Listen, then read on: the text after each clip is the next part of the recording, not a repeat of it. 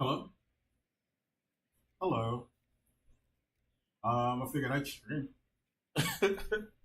I'm not tired. I was thinking I should probably go to bed, but I'm not really tired. Even though I did work out today, went to the gym, but I'm still not tired. Um, so I guess I'll stream until I'm tired. I don't have to go to work tomorrow anyway, so it's fine. I can stay up and do whatever I want. Um, so this won't hurt me tomorrow, like usually whenever I stream late at night. But I can sleep at my job, so because I have no one watching over me at my job. So if I feel like I got to go to sleep, I'll just go to sleep. But you don't want to do that at work. But I don't have to work tomorrow, so it's all good. Let me turn on the volume for the game. Well, actually, no. I wanted to play something. Well, I guess I can go into the game and listen to it while I play. Uh, where is it though? What window I had it in? I had it up, but I have a bunch of windows open. I should probably close most of these so it doesn't hurt performance.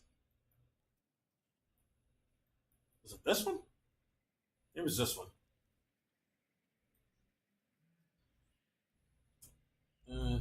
We'll come back to that one. I don't think. Ladies. Yeah, here it is. It's this one. Okay. It's only like 7.5 minutes, so it's not a very long video. Yeah, I'll just listen to it in the background. One moment and get the volume regulated, and then I'll play them. I don't think I'd be hungry though. I'm kind of hungry. I do have some burgers I can heat up. I did make some burgers earlier, so I'll probably do that. Well, now I'm clicking on the game. Hello? Oh yeah, okay. Mic's on. Need to turn the volume of this game back on.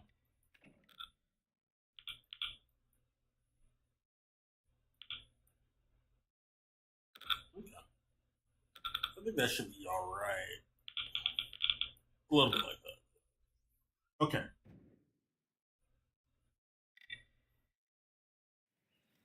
I forgot which file I left off on. I'll probably just go back to 94. Yeah. Okay. We'll do that.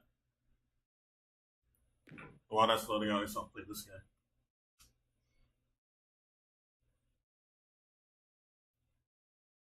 It's called Black Myth Wukong. Massive game-changing update, new builds, and more. Expansion confirmed soon too. Gentlemen and destined ones of all ages, now that the dust has settled a little bit and people have had the time to properly digest Black Myth Wukong for the lovely game that it is, most people have finished the story at this point or even possibly dived into second playthroughs in the New Game Plus cycle system or even further into multiple New Game Plus cycles. And generally speaking, the response from players seems to simply be that we all want more, which is why so many people are engaging with these new cycles. The devs are fully willing to respond to this request as it seems, which is obviously fantastic. Today we have two pretty major things to talk about around the game. The first being a sizable patch that hit the game this past week, and of course what is within it, in case you didn't know about it. And then we have some talk about an actual release window for the expansion that was confirmed to be being developed for the game recently, which is looking to be quite a sizable increase due to the content that will be in the game. First things first, then the patch itself. This isn't a massive change to the game within itself, but it is a reasonably sized update. So this came out. What is in it? Okay. Patch 1.0.9.15179. Okay, well, he's going to read the patch notes. I'm going to know what's in here. I'm going to close some windows up so the performance is better. I know this performance is going to suffer with all these tabs. All right, that's closed. I have like a million tabs. You have no idea. I don't know. I can't help myself.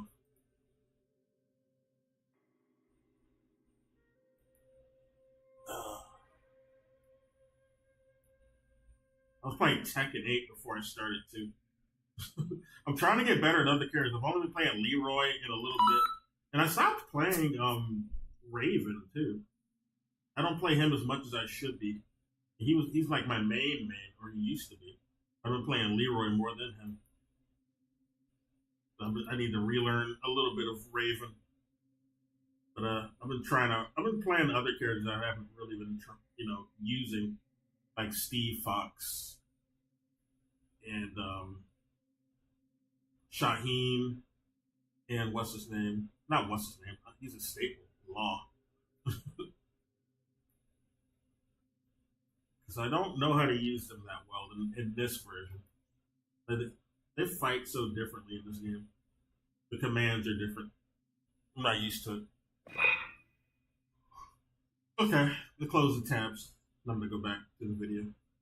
And the first thing that I want to point out here is that they actually acknowledge mods for the game and warn you that you may want to uninstall any mods until they can be updated because they won't work with patch and will make your game non-functional. And to me, that seems like just saying, hey, by the way, we know that mods exist, we are okay with mods, but be aware of this one thing. And I'd love when a dev is at least openly accepting that mods exist for the game, if not full-on supporting mods.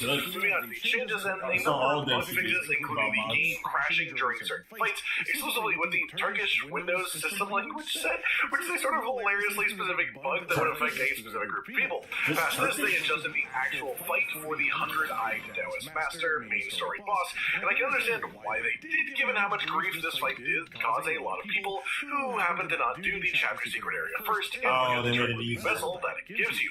Yeah, and also makes a number of other things like combat issues, things like phasing out of invisible walls in certain boss fights, some enemies basically becoming immortal, or even just getting stuck, and some character model issues happening in Chapter 5 too.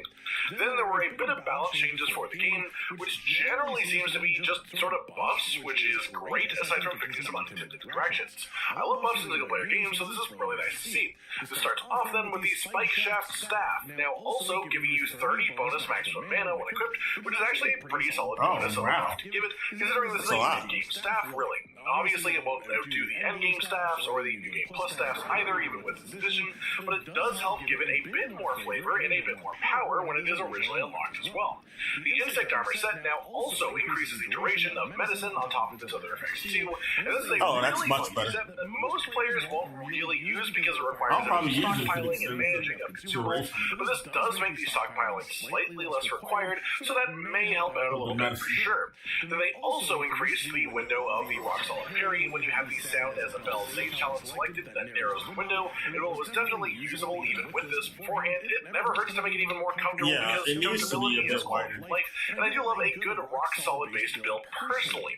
Then there was a fix to the Ring of Fire spell, sometimes being permanently active on the player, the actual effect from being inside of it, as well as a fix to the Crash talent in the immobilized section of the skill tree, sometimes just not working properly and being removed after your immobilized ends on an enemy. You don't have to so be honestly, in the just a couple of unintended interactions ironed out. I wouldn't really call them nerfs, just fixes there's things that most upgrade players would never have actually been using unintentionally or otherwise. Past that, you can now purchase fine gold thread as an item from the Tiger Blacksmith in the Zodiac Village and New Game Plus cycles.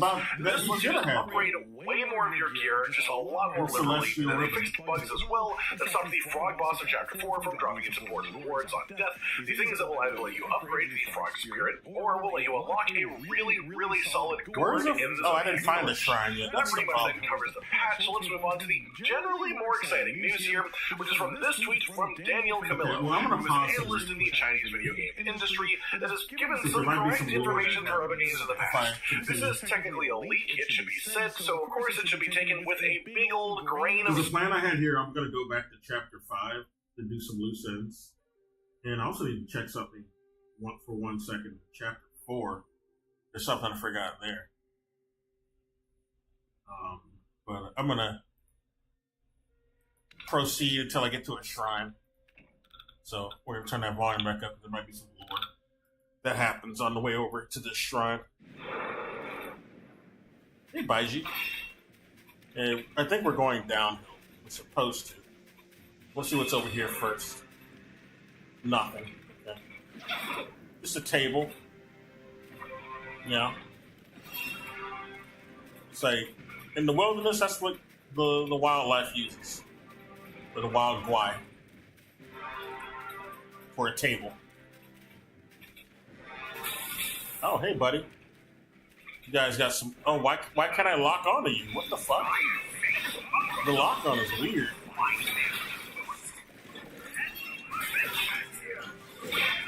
Who the hell is this guy? What did you say, Vise? I didn't hear you.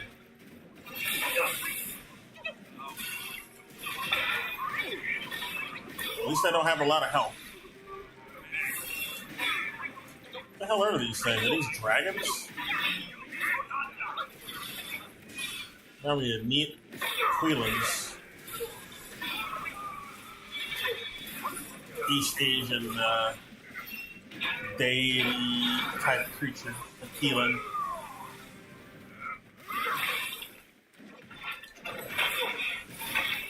Fuck you.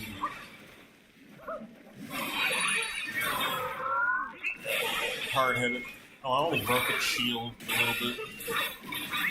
Should have broke him.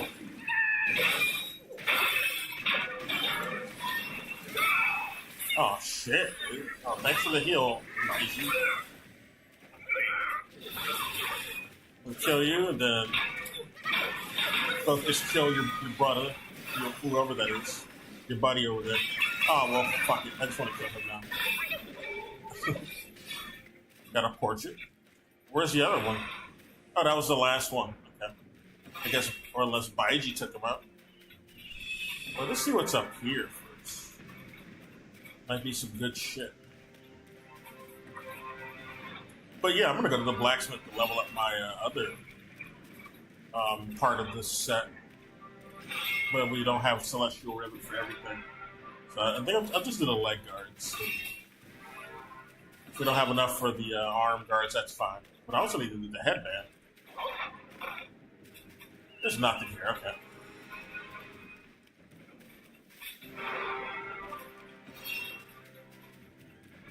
I need to go back and read what Baiji said. Or listen to it. He's always giving like some lore dumps in the middle of a fight. Or just running.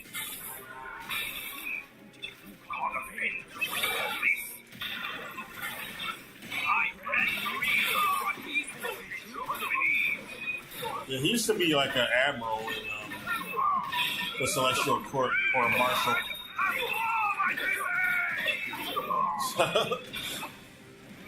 Baiji's silly. It's my bro though. He's way better in this game than he was in the novel. In the novel, he really pissed me off a lot of time. He does have his redeeming moments in the novel. He's not always terrible. It's hard to like him in the novel. This reticle is weird. Okay, finally we got to a shrine. Now I'll listen to the rest of this video. I might have to rewind it because I think I missed some of the stuff he was saying about the patch. Yeah, I'm gonna rewind it.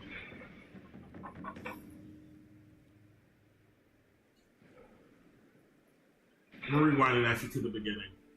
Oh, I'm gonna just read what these patch notes say. Okay. If you have installed, mods, you know what? It's just what the game can turn. Oh yeah, the Turkish. Well, he says this, so we didn't miss this. I'll just start here.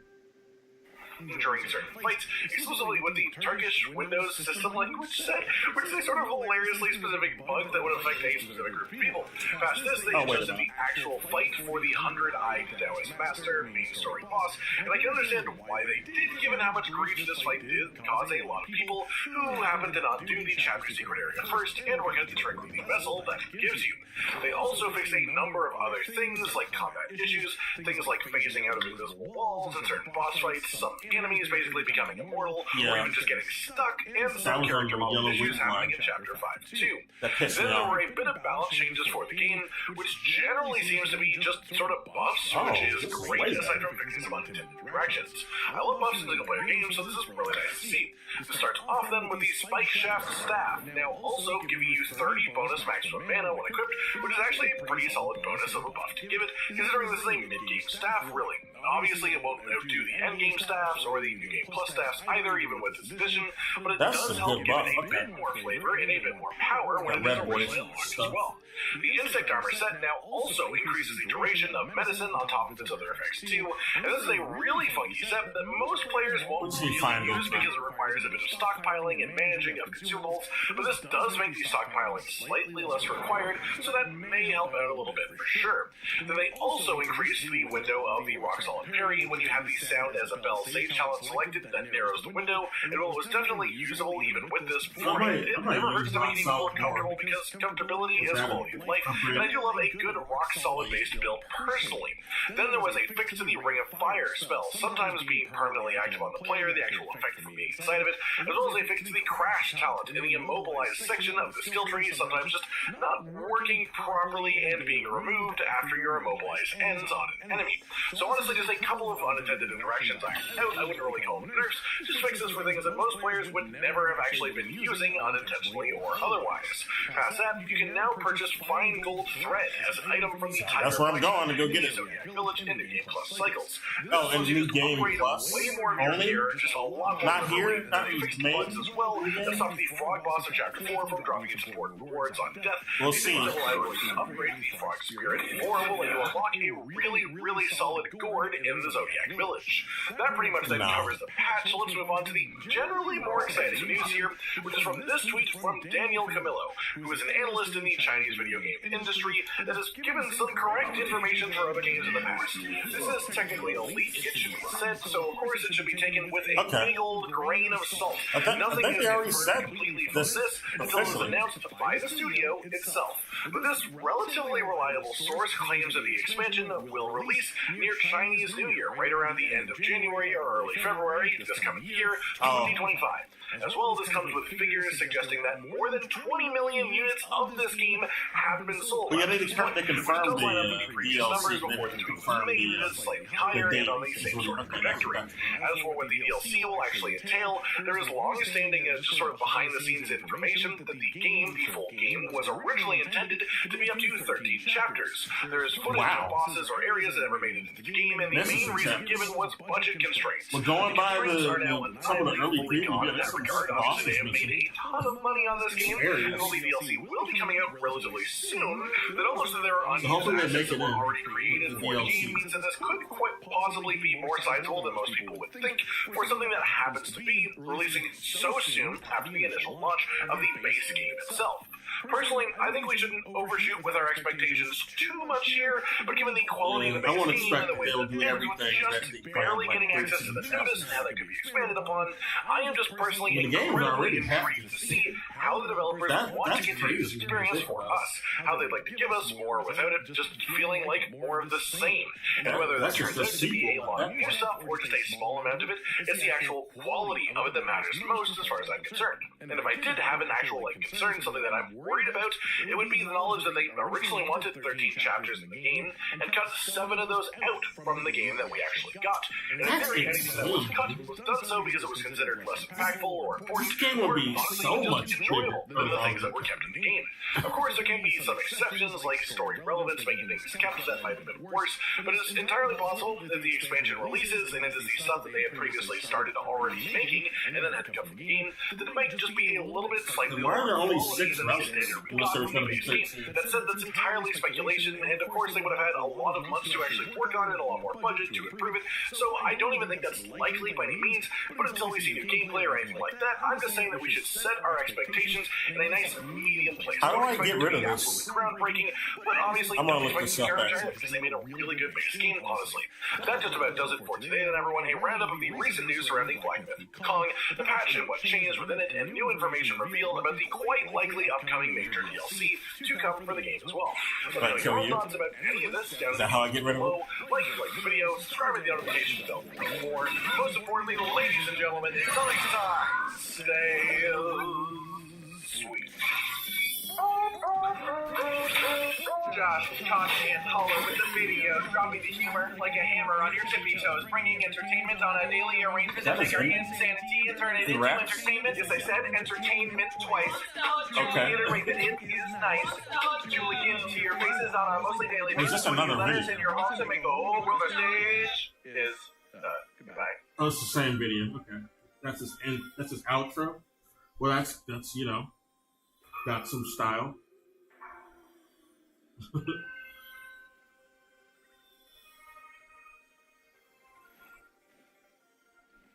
Right. Since I'm backtracking, I might listen to another video. I hate there's so much election shit on my feed though. I don't want to listen to that.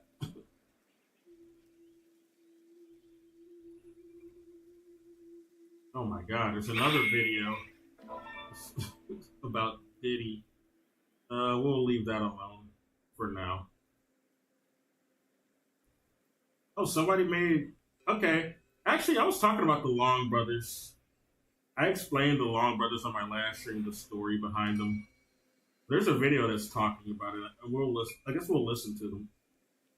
It kind of explains the reason why the journey to the West even happened in the original story.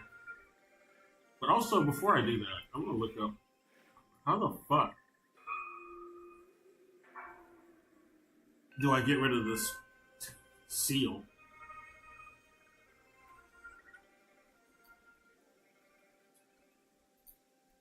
Yellow Flower Temple.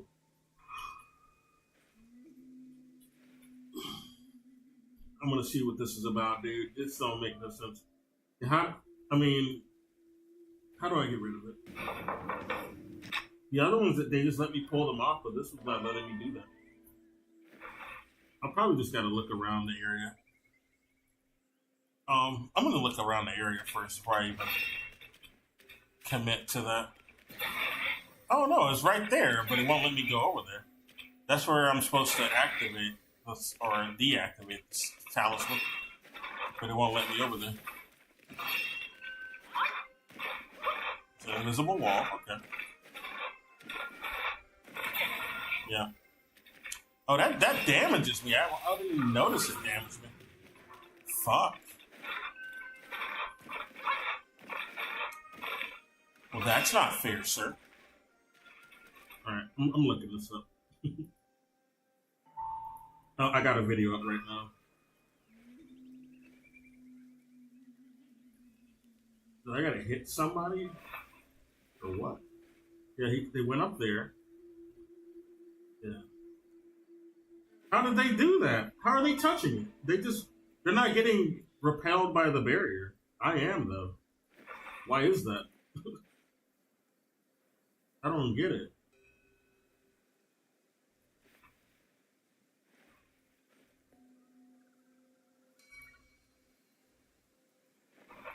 Did I miss one in the cave? Maybe that's it. I'll go back to the cave. Webbed Hollow, Cliff of Oblivion. We'll go to the Cliff of Oblivion. And look around. I could have sworn I took the talisman off in this area already, but we'll see. Pretty damn sure.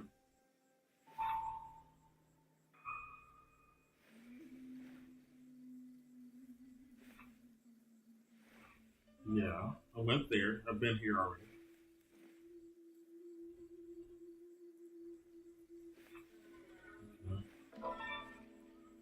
Yeah, I removed that already. What the fuck?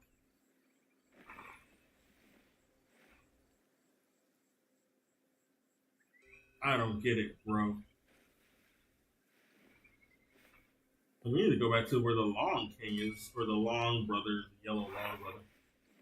So, okay, never mind. I thought they were going somewhere else.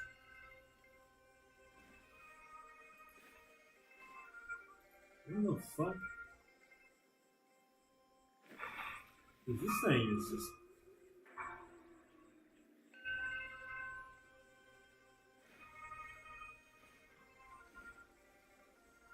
Huh? What the hell is this? Okay. We'll go back to this area. All right. I think I know. Yeah. I think I know where to go. What video can we listen to?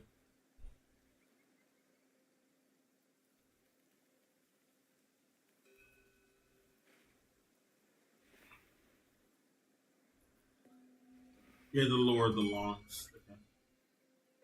What deed must there be done for all to see? For what deed must the waters they govern roam free? For what deed, precisely? Long ago, the Jing River Valley's abundance nourished China's ancient Zhao dynasty. This river and its tributaries were governed by Long King of Jing River. Long are legendary creatures in Chinese myth, sharing some similarities to Western dragons, and are symbols of auspicious power, especially over water and weather. Long King administered the Jing River for millennia, cultivated the land, and obeyed imperial decrees sent from the Jade Emperor of the Celestial Court in heaven. One day, a village fisherman bragged about his plentiful hauls, his boat laden with mounds of fish and shrimp. The fisherman's success lay in his daily visits with Yuan Xiaocheng, a wandering and often drunk fortune-teller, possessed of deep divination. He could read fate in the weeds. He wasn't always drunk. This attracted that Long happened King's after attention. this. So this guy's kind of getting things backwards. And ruin the natural balance of his domain. He's only drunk now. He wasn't a drunk before. He's a drunk because he's reluctant about having the outcome that happens at the end of this. But anyway. During an Yeah, Yuan Shicheng, that's the name of the fortune teller. He's the guy with the big gourd on his back and the yellow robe, basically. Often drunk fortune teller, possessed of deep divination. He could read fate in the weaves of destiny. This attracted Long King's attention, who feared overfishing would deplete the Jing River and ruin the natural balance of his domain. Yeah. Disguised as a human, he sought Yuan Xiaocheng to end the man's brazen fortune-telling. Long King commanded Yuan to predict the amount and time of rainfall the coming day, and offered a wager.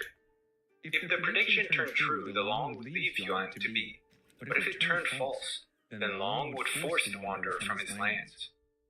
Yuan divined the future, which filled Long King with delight. As the Jing River Guardian, he had direct control over the region's weather, and was sure he'd win the bet. Yeah, I pointed that out. To his dismay, an imperial decree arrived, ordering the exact amount of rain at the exact time that Yuan Xiaocheng predicted. Not to be bested, the Jing River Long manipulated the weather to slightly alter the rainfall, and beat Yuan. Yeah. Next day, he gloated in his victory, but Yuan Xiaocheng foresaw a grim fate.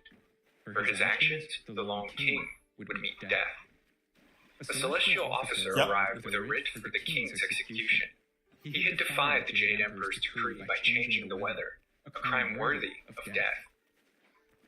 Long King of Jing River approached the human Emperor of China, Tang Taizong, and begged him to delay the execution. Tang Emperor stalled enough to put the executioner to sleep, but the officer dreamt of beheading Long King, and so it was that the Jing River entity was beheaded in reality.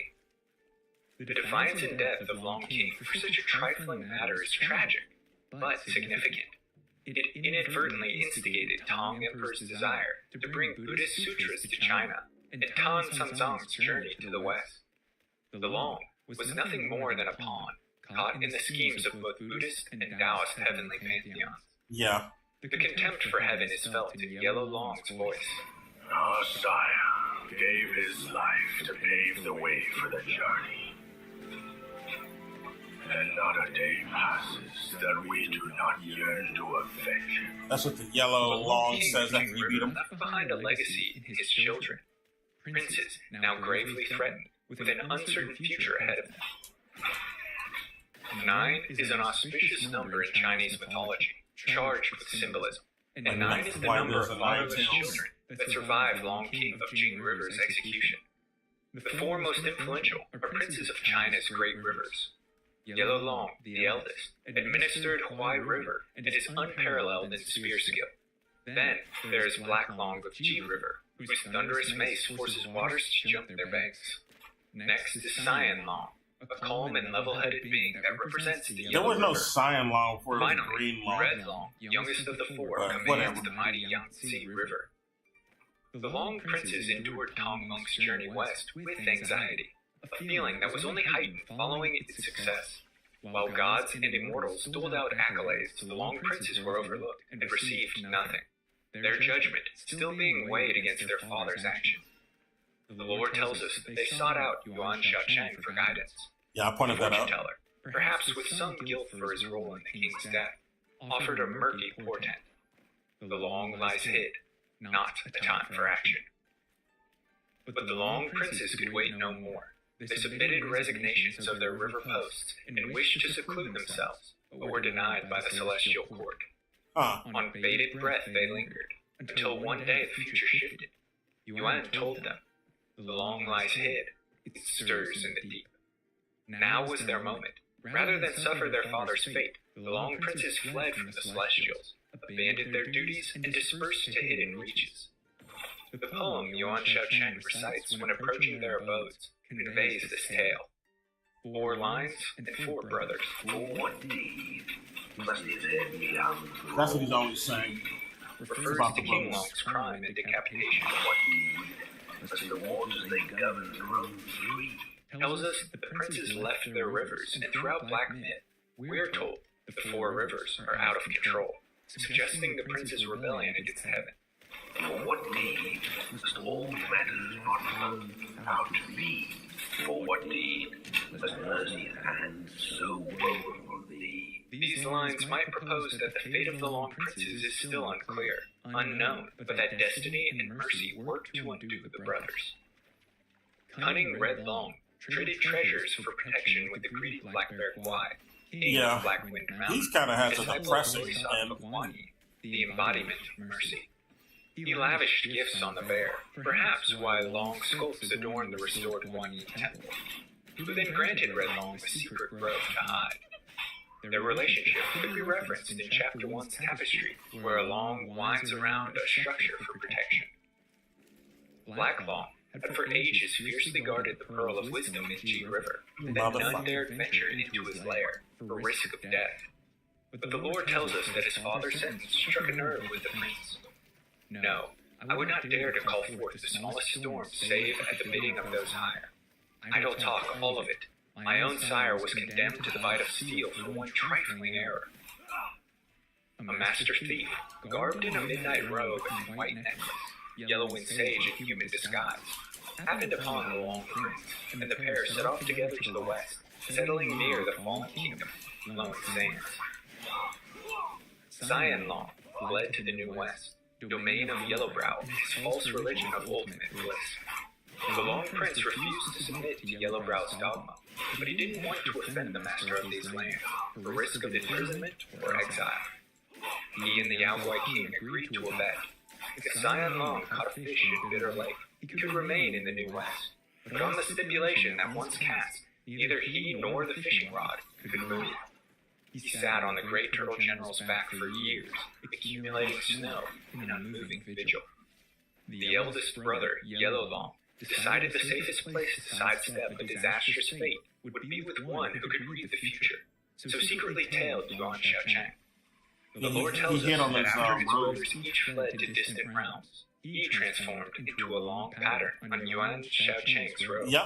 For the next 100 years, he followed the old man across the vast lands, watching him decipher omens and foretell futures. It's also why he dresses the And same so, as the you. 4 Long Princes avoided death, defied the heavens, and seemingly fate itself.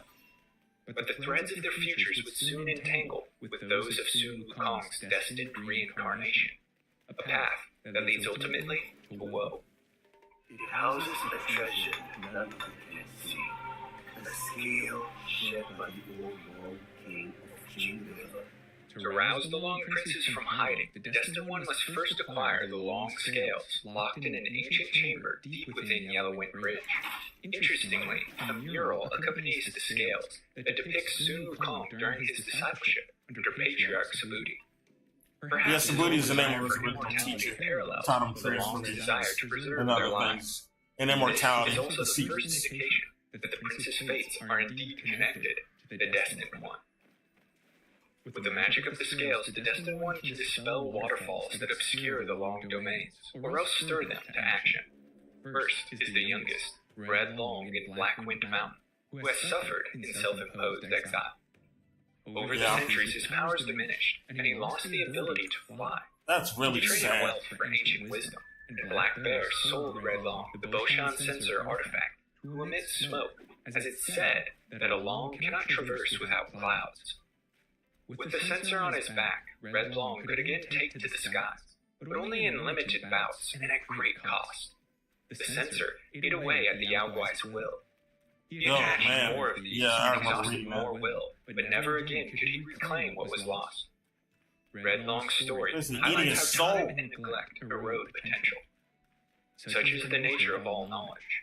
If not applied, it withers away to nothing in the end. After Red Long's defeat, the Destined One acquires his Thundertail and the Boshan sensor. In Chapter 2, Black Long hides within the blowing sand of Yellowwind Bridge. In exchange for his protection, the Yaogwai King Yellowwind Sage demanded all of Black Long's wealth.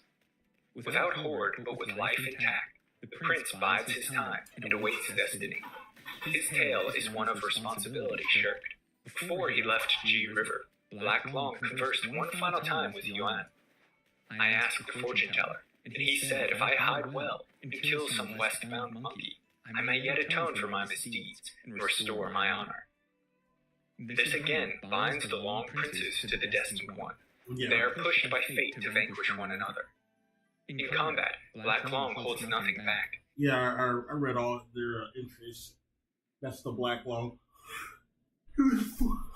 He was fooled into challenging the Destined One, which sealed his fate. He gets killed by us. Well, I guess they don't really get killed. We take their essence, though. So they're not technically dead. But yeah. I'm looking at this video again because I don't see the seal anywhere. So I didn't watch the whole thing. But I went over here already. Okay. Where did they go after that? I don't see a seal over here at all. Oh, okay, it's right there. All right. I'll circle around. It's in a little hidey hole.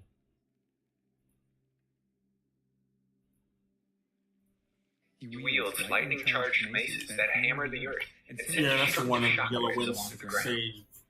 Or Once Yellowwind defeated, Ridge. the Destined One gains Black Long's Thunder Bone and Tridacna pendant. The bone and the tail can be used to craft the Long Wreath Staff, the description of which refers to Long King's execution. The Long slayed dead with It's sword's gone. swift lunge. Into the void, its head did It plunge. should be there. Long holding pearls adorn the weapon, indicative of prosperity and wisdom. So I've been here? The third Long Prince is found on Bitter Lake within the New West, where he hasn't stirred for centuries. Covered in snow and cold as a stone statue, Cyan Long fishes from Turtle General's back, and is only moved to action in the presence of the Long Scale's fading power. This Long Prince of Yellow River is a skilled swordmaster and wields the legendary Long's Light Blade, from which emits powerful lightning. Cyan Long's retirement into quiet contemplation and his bet with Yellowbrow highlight the importance of perseverance, of patience, and inner peace. Yellowbrow thought he had won his bet against the Long, but the terms were precisely what Cyan Prince desired. But even so, he couldn't hide from fate. The Destined One brings about this formidable prince's destruction, and once defeated, the Long drops Breath of Fire and Mountain-Shaking Claw, a relic that hints at the great power possessed by Cyan Long. All that remains is the eldest prince, Yellow Long, who has journeyed alongside Yuan Xiaocheng, hidden upon his tunic. Yuan the Storyteller could never have known that. I've hidden upon his garb as a pattern. The assertion that the Destined One's fate is indeed tied to the Long Princes is indisputable upon reaching the relief of Fallen Long, a mountain outcropping deep within the webbed hollow. Even with the long scale, the Yellow Prince only appears after his brothers have been vanquished. Before Yellow Long crosses blades with the monkey, he states, I'll kill you. To unbind our destinies. their destiny, though tragic, is traced with a glimmer of hope. The Longs will meet their end not unnecessarily, but rather as a step along the righteous cause. Perhaps this righteous cause is the Destined One's elevation to Great Sage, after embodying Sun Wukong's legacy. As Monkey King reincarnated, the Destined One could prove capable of avenging the Four Longs, of bringing justice to a celestial court that is cold, self-interested, and overbearing with its punishments. The Yellow Long doesn't submit to fate easily. He is the strongest and most skilled of the Long Princes, and proves a His formidable heart is adversary. balls compared to the others. His story highlights the struggle between fate and determinism. The lore tells us that in his travels with Yuan, Yellow Long witnesses the fortune teller divine hundreds of fates. But what good did his words change? Most, in their hubris, fell into the same snares. You know, I'll come back frequently here. turned to I drink can't to numb the keep burden searching. and guilt of his powers. In a stupor, he would muse aloud about destiny and purpose, whether beings were tied to an unalterable path, or whether they could blaze their own trail. The Long often wondered if these words were meant for him. As time went on, they gnawed at his heart, leaving him torn and unable to decide whether to leave. Yellow Long's internal struggle comes to a climax following his defeat. He had possessed Yuan's body, and after declaring his disobedience to fate, and warning about the Destined One's own role, assumes his true form. On the verge of fleeing, Yuan pleads with Yellow Long to accept destiny, to reunite with his fallen brothers, or else history will continue to repeat. Fate will always come to claim him. The Long Prince finally submits.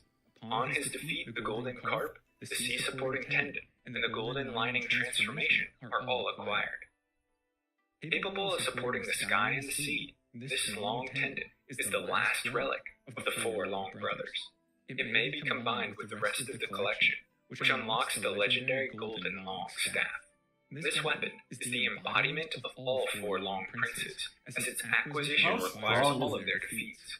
They are then united with the staff to assist the Destined One. That staff might be bought. It may be that this is the real essence of their Pretty destiny, busted. sacrificed in a way, but with their combined might to aid Wukong's reincarnation in ultimately claiming vengeance for their father and peace for their own spirits. A poetic and dreadful end for four brothers, fated to bear the sins of their father. But is this truly the Long Prince's tale, or does something yet lie beneath the surface? Deceit, rewriting of history, and spreading of false dogma are themes that course throughout Black Myth Wukong, as Celestials and Immortals alike try to improve their image or else sway followers. So whose words can we really trust, and what reality lies buried under falsehood? There's an interesting theory that asserts the four Long Princes aren't the true sons of Long King of Jing River, but rather the earthly manifestations of the Golden Long Staff itself, that were released from the weapon and split into four distinct entities. Much of the great research in theory crafting is courtesy of the Enchanted Star at FMS YouTube channel. I'll provide a link to the video in the Oh, description. interesting. I've always The interested foundation in of such Wukong speculation lore lies within channels. the original Journey to the West Or Journey novel, to the West. when Sun Wukong first crossed paths with Yellow Wind Sage, who had taken Tong Meng captive following the death of his tiger vanguard. Yellow Wind Sage could whip up Samadhi unit, unconquerable except by Bodhisattva Lingchi, a Buddhist deity who subdued the Yaoguai in the past. Lingchi received two gifts from the Buddha to assist his defeat of Yellow Wind Sage: the Wind Tamer vessel and a mystical staff referred to in this passage. On Sumeru Mountain, there is a flying dragon staff, the weapon the Buddha once gave to Lingchi. The Golden Long Staff, when transliterated from its original Chinese, is called the Flying Dragon Staff, suggesting these two are one and the same. Sun Wukong called on Lingchi, who intervened after several bouts between the monkey and Yellow Wind Sage. The Bodhisattva dropped it from the sky, and as it descended towards the Yaoguai, it released an eight-clawed golden dragon that grabbed him with two of its claws and smashed him several times. At this, the monster reverted to his true form, That's a brown marten. the yellow This tale wind. is tied to Black Myth in the description of Golden Longstaff, which reads nearly identically to the excerpt from the novel. The events are further illustrated in Chapter 2's tapestry, which depicts a large golden long swirling from Ling Chi's staff to the aid of Sun Wukong. So, what became of the golden long and Ling Chi's staff following journey to the west? The linchpin of this theory rests in the interpretation of the original Chinese dialogue when the old monkey sage narrates Ling Chi's tapestry, which loosely translates to, "So what if it's the eight-clawed gold dragon? When mortal thoughts or compassions took root, even bodhisattvas have to suffer." The theory believes this discusses both the spirit of the golden long within the staff and Ling Chi's own soul. After centuries walking the mortal realm with its owner, the specter of the golden long developed a persona and yearned for freedom. It was trapped within the staff and suffered under Buddha. We see a Buddha hand clutching the long in the design of the staff, suggesting Western heaven's dominance over golden long since the weapon's creation.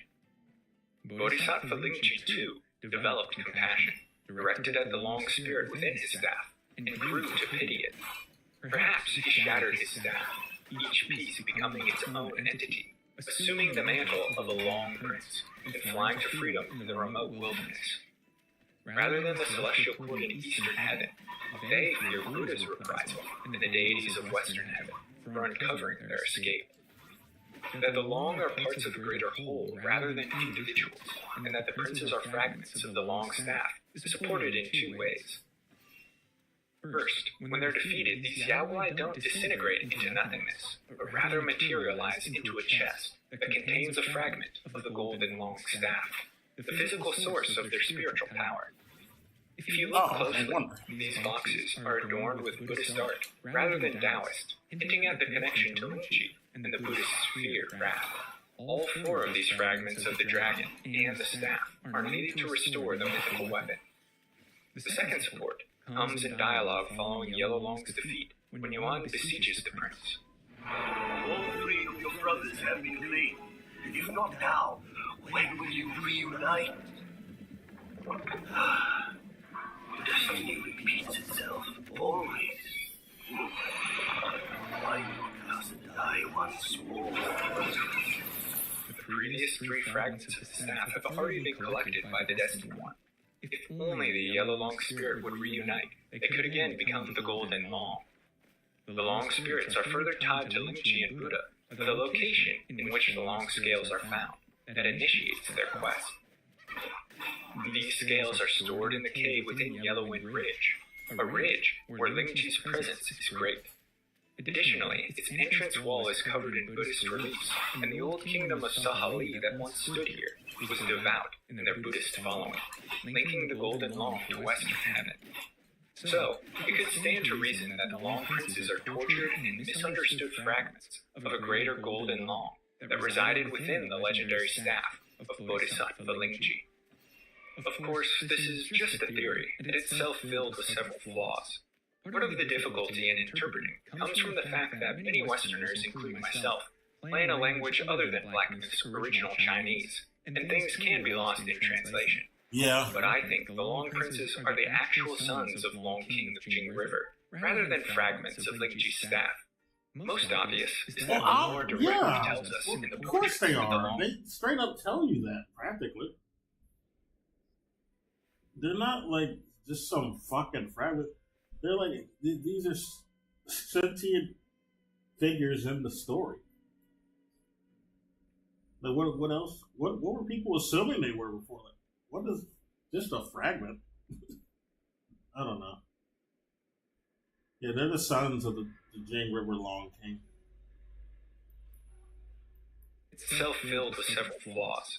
Part of the difficulty in interpreting comes from the fact that many Westerners, including myself, play in a language other than Black Myth's original Chinese, and things can be lost in translation. But I think the Long Princes are the actual sons of Long King of Jing River, rather than fragments of Ling Chi's staff. Most obvious is that the lore directly tells us in the portraits that the Long Princes are related, and their sire was Long King. Exactly. Further supported by this dialogue from Erlang Shen. So the four sons of Long King come. And in conversation with Yuan Xiachen, When the Long King defied the court, the Jade Emperor was set to punish his entire house. The four sons of the Long King, deities of the four waters, fled. to purposefully contradict this makes little sense. Then, the linchpin bit of audio that this theory rests upon in Chapter 2's Tapestry reads this in English. His golden long staff meant nothing but mortal compassion to root. But his atlas too could fall in this way. This and even the original Chinese don't point to the golden long within the staff being its own entity. Rather, the narrator is highlighting that no matter how strong his weapons, or how powerful the golden long spirit, once Ling Chi's heart was stained by mortal compassions, he couldn't save himself. Also, Yuan's comment about reuniting seems more as a plea for Yellow Long to accept fate as his brothers had, a reunion of the sons in spirit, rather than a physical reunion that shattered parts of the golden staff. Finally, the prevalence of Buddhist art and symbolism in connection to the Long Princes is more indicative that they are protecting the sons of Long King from the celestial court, rather than hunting and imprisoning their spirits. We know both pantheons of deities struggle against each other for religious primacy, and the Buddhists may see powerful pawns in the Long Princes to use against their Taoist rivals. Regardless of the truth, none can deny that the plight of the four Long Princes is tragic. We can only hope that through the Destined One, they don't suffer in vain. Their glory fades through time in tombs of somber grave. Thanks so much for watching and listening to this video on the fall of the Long Dynasty in Black Myth Wukong. Let me know your thoughts about the secret theory, whether it bears any weight, as well as suggestions for future videos in the comments below. And if you're a fan of lore and storytelling, be sure to subscribe to the channel, check out the podcast where content is uploaded frequently. I want to take a moment to thank my amazing supporters over on Patreon, who make all of this possible, and I couldn't do it without their fantastic support. If you'd like to become a lore luminary for access to me, a great community of written scripts and early video drops, head to patreon.com/thelorebearers to learn more. Until next time, go forth and explore the lore. Explore the lore. Good stuff. It rhymes, dude. So yeah, it's pretty clever. I'm getting kind of peckish. We're gonna watch another video while I hug the walls in this area, because there's some shit I'm pretty sure I missed. Hood anime. Oh yeah, I watched that Hood anime video. It's pretty damn good. The Hood Anime Awards is pretty interesting, but I won't play that right now.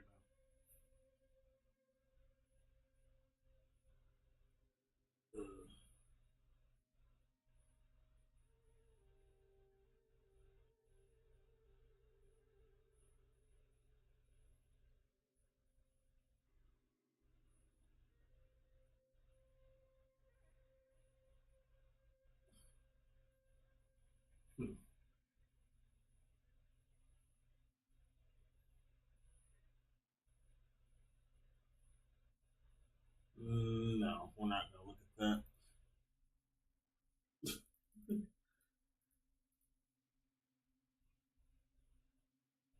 How to build big arms. I already know how.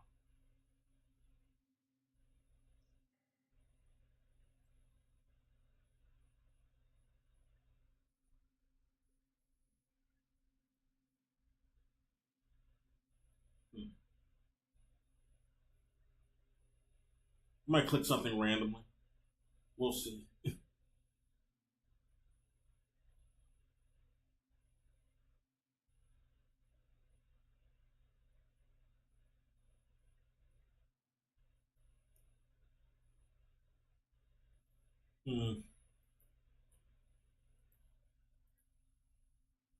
Oh, that's just some song.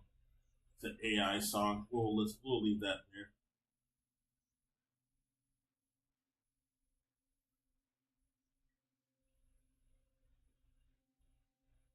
The philosophy of chaos control.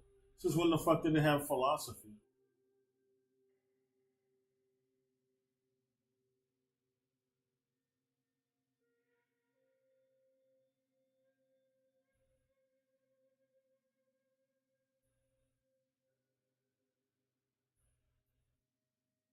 Huh.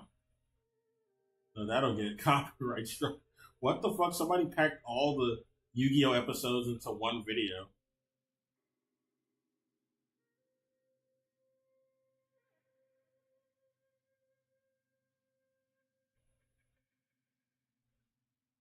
Spider-Man created the creators. Spider-Man, the full count. Oh, this is a Sony channel.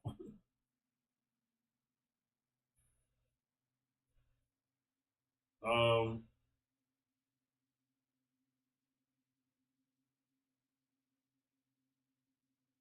I don't think I want to watch that. It's still going. What's still going?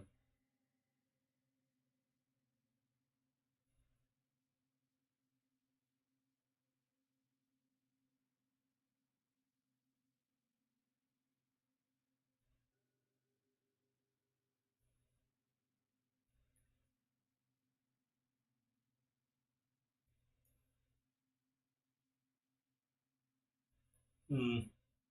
Okay. I don't believe those. Whenever they talk about like shit that happened thousands of years ago, like how are they falsifying this? They don't really know. They're just guessing. I'm not going to take that at face value. It's a theory. You're not very sure about it either, because then they change what their assumption is like only 10 years later, and it pisses me off. Oh well, this dinosaur didn't even exist apparently, and it wasn't a dinosaur; it was a fucking bird. Okay, well, fine. You don't know what you're talking about, basically. So we should stop listening to any of you that you're saying. You can't confirm anything, is what you're telling us. You're not able to confirm shit from that long ago.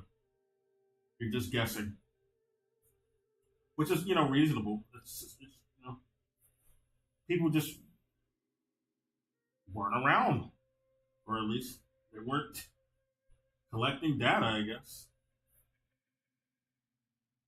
during those times. It's some video about like Paleolithic era and shit. I'm like, fuck off. They keep changing the story.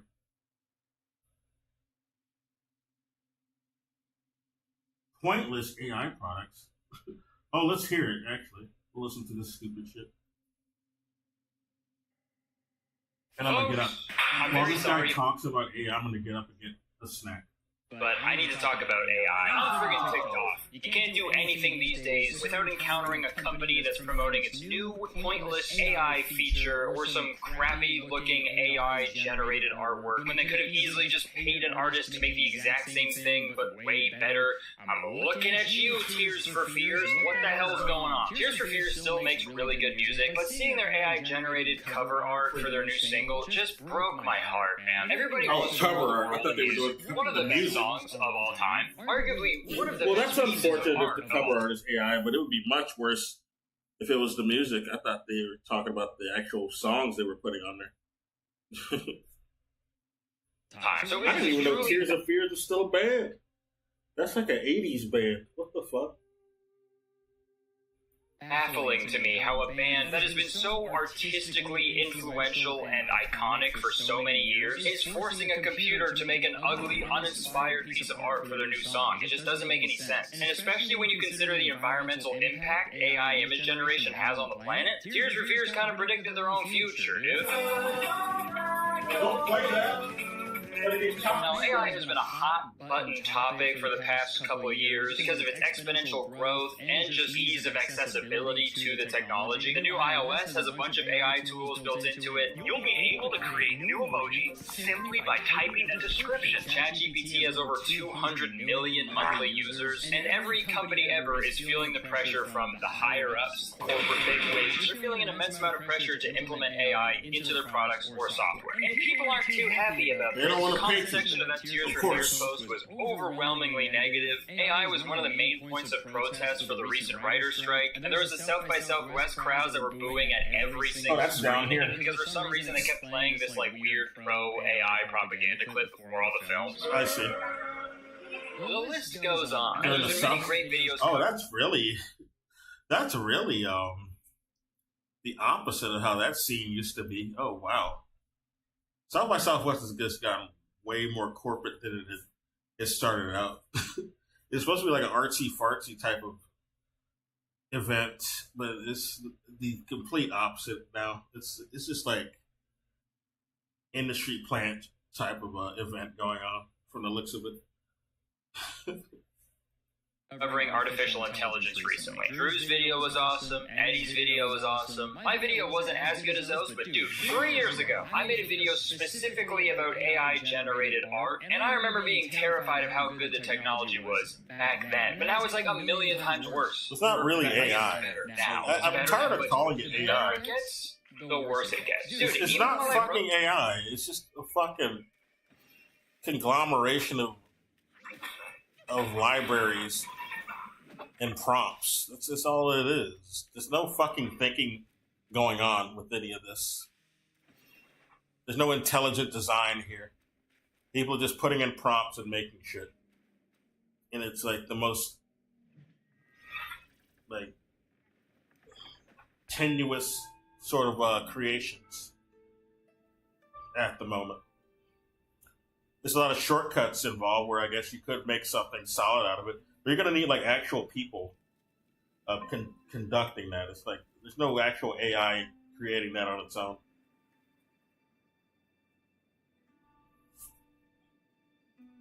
It's just people like putting prompt puzzle pieces together.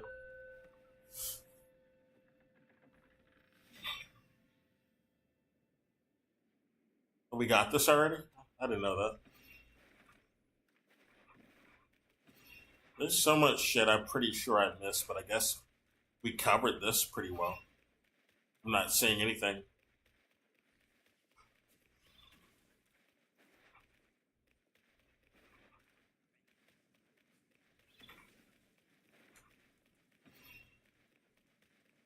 I might just go to the last chapter.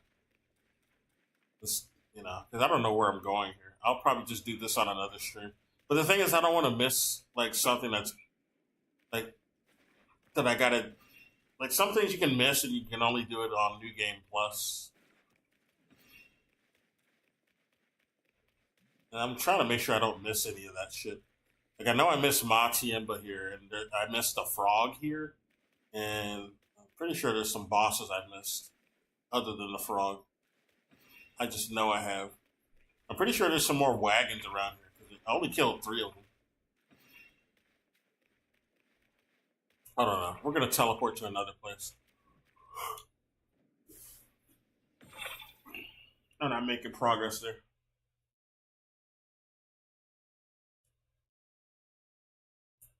Hopefully my burgers will be done soon. I made burgers, so I'm just heating them up.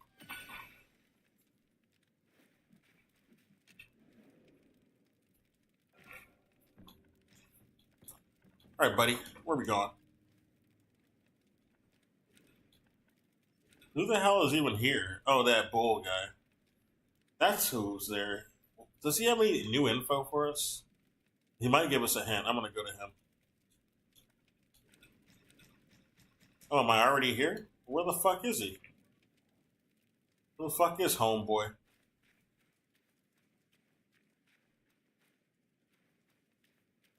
I don't see him here.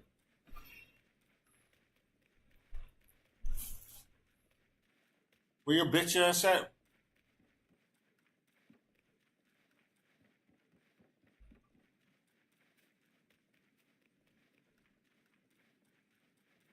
I hate that effect. Oh, he's down here, I guess. Now I know where we are. It's all coming back. He moved, though. He was over there. Well, I don't know where the hell he is now. Can we go over here? Because before we were blocked. But they might have access to whatever's over here now.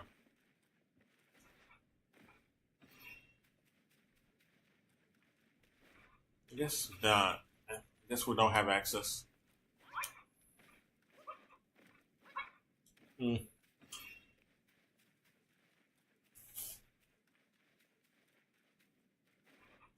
No, we can't go over there at all. Was Bullman over here? I'm pretty sure he was over there before. Unless he moved, we'll check over here though.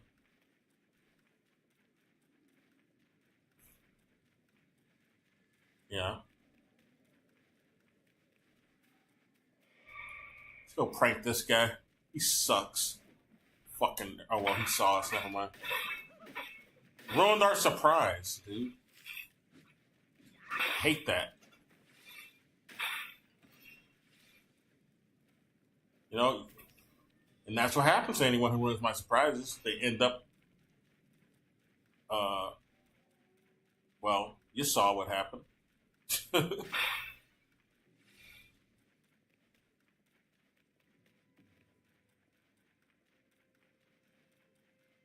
They said he's still here in this area on the little map selection.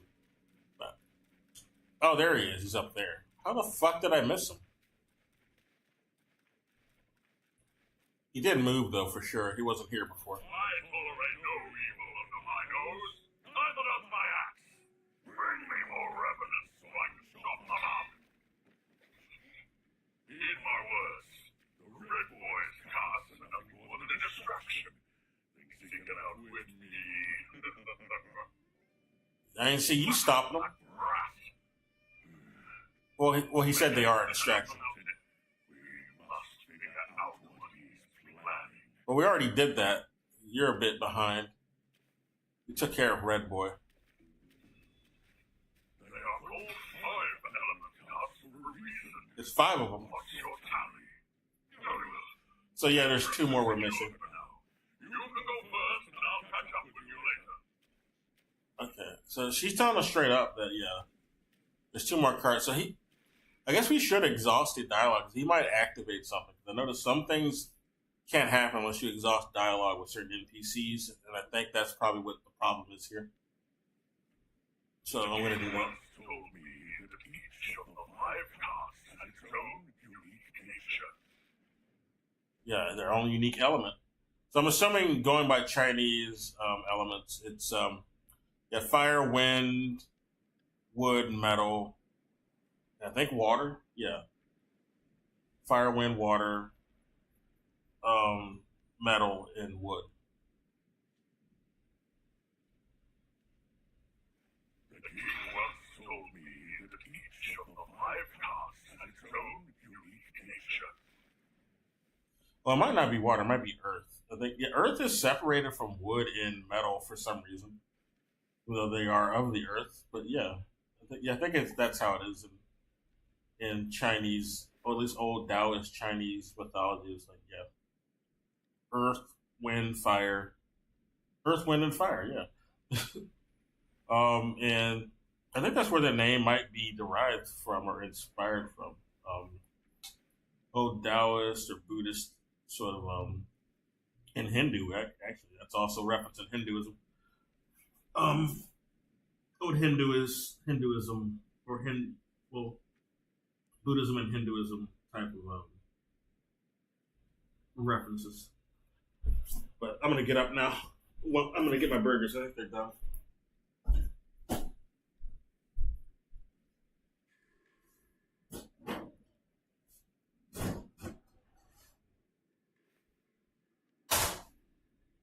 Yeah, they're done. That was pretty quick.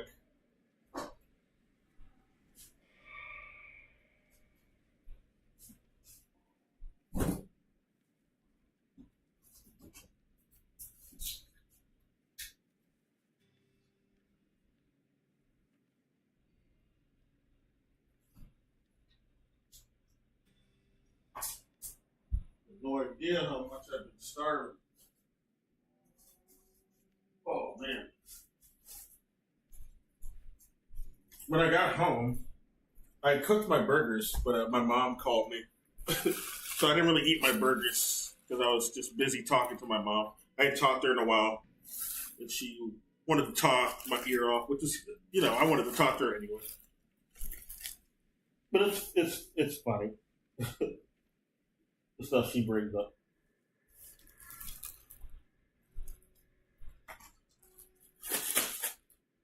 And she's talking about she has to go on a trip. And I was asking her about that.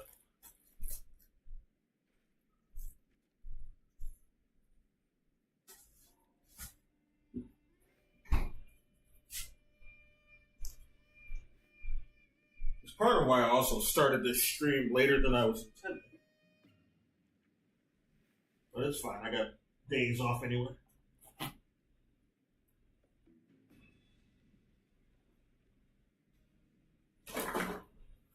All right, now I'm going to get my drink.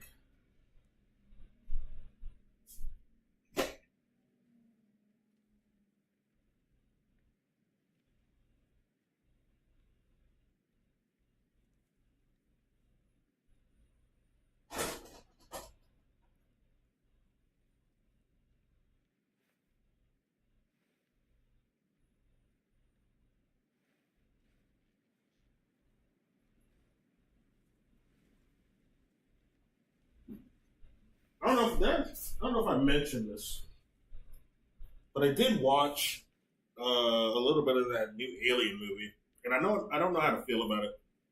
I haven't finished it, to be fair. I don't know if I really like it. You know, there's I don't know. I don't know if I don't. I don't know if I like it any less than Alien 3 though. I really hated Alien 3. But I don't think I like this one.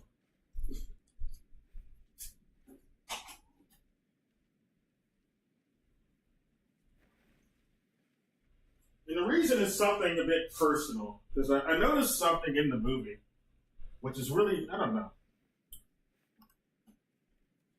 You know, I am in a country in the history here, you know.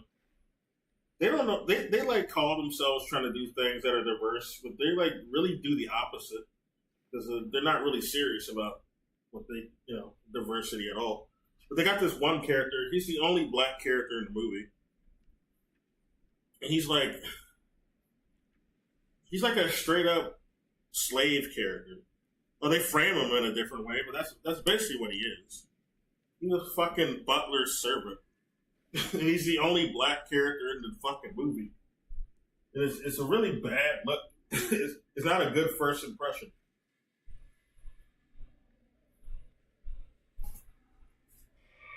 Like, the first fucking Alien movie had black people in it, or a black person was in the first one. You know, he wasn't no fucking butler, man. He was an engineer, and he fucking saved people. He wasn't some fucking subservient little bitch who needed, like, to get... He can only be smart if he connected to this other white android, because he's an android. It's just... Well, that's convenient. Like, just the way that the presentation of this character in the movie is just, I don't know. It's not grabbing me, that's for sure.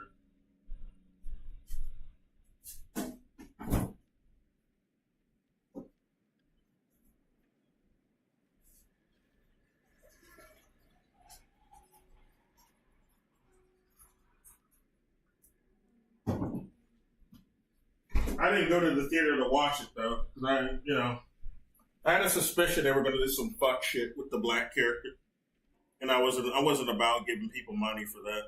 But they're going to do some fuck shit with this black character. I'm not going to pay to go see that in the theater, so I just watch it another way. And I'm always right. Whenever I had that suspicion, I'm always right. I had the same suspicion with the Star Wars sequels, the recent ones. And I was completely right.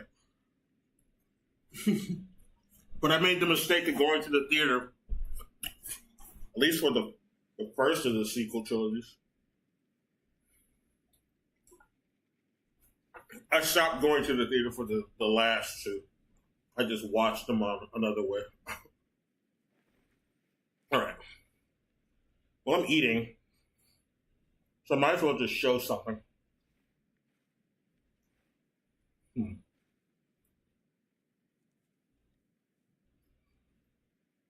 I'll just let this play. wrote this script to this video. The software I use just got a fucking AI tool out of nowhere. Yeah. You can highlight Everything has a damn AI tool now. And fucking Photoshop, and it's stealing people's contributions to Photoshop. See, this is why I just stuck to Affinity. I don't know if Affinity's added any AI. I don't. It's not on the one that I haven't updated though. So there might be one on the updated one. But yeah, I can trust that more than Photoshop. Pretty sure. Then this AI button allows you to either summarize, fix typos, help me write, translate, or change the tone. And it's like, sure, obviously you don't have to use this tool, but like, just the existence of it is kind of a slap in the face. Because that takes away all the enjoyable aspects of writing. Why have your own unique style or voice when you can just force a computer to make it super generic, right? That's fun, but that's the trend this past year. The year before that, it was NFTs, and now it's this. But it seems like everywhere you look, every single company has some sort of AI feature that they're introducing to the public. And that's what I want to talk about today specifically. AI products. I have compiled a list of AI products that I think are dumb and pointless and stupid and also a little weird. And I'm really fun if we went through all of them today and kind of just I want to know. Made fun of them. We'll start with like the least stupid one, and we'll slowly work our way down until the final AI product, which is probably the dumbest shit I've ever seen in my life. So let's go! The first AI product we're going to take a look at is the Wukong AI stroller. Yes, you heard me correctly. This company created a stroller that's powered by AI that can actually drive itself. That's and you may be awful. thinking, do we really need this? I wouldn't the trust obvious that. answer to that question is yes, of course we do. This is awesome, okay? Why would you waste your time pushing your kid in a stroller when you can just have the stroller push itself, freeing you up to scroll on your awesome phone? I found a video of the two inventors of this AI stroller, and they're sort of like You're controlling it with your phone. How is that an AI? Let's watch that. Why are we just calling every damn thing that's like remote a fucking AI? That's just it's just a remote fucking stroller. It's not fucking AI. Stop calling everything AI. It's like a buzzword, like synergy. Pisses me off. It's the smartest stroller in the world. It is powered by AI with computer vision, with sensors all around it to give it a 360 safety bubble. Okay, so to be honest, when I first watched this video, I thought this was the dumbest fucking thing ever. Because why? You know, why would you need this? It's like super easy to push a stroller and also be cognizant of your surroundings It's at the same time. superfluous. You can't do that? Maybe you shouldn't have had a kid. You know, the main thing I'm concerned about, I would not trust an autopilot feature with a baby. There's been several instances with the Tesla autopilot causing crazy deadly crashes. Exactly. The computer got confused by its You surroundings. already know what AI or autopilot Right, so what fucking if you're shit walking with does. the AI stroller and you walk by this like mural on the wall? There's a painting of a road on the wall, like in a fucking Looney Tunes episode. Dude, the stroller's gonna think that's a road. It's gonna fucking smash right into it. And that soft spot on your baby's head is gonna be even softer.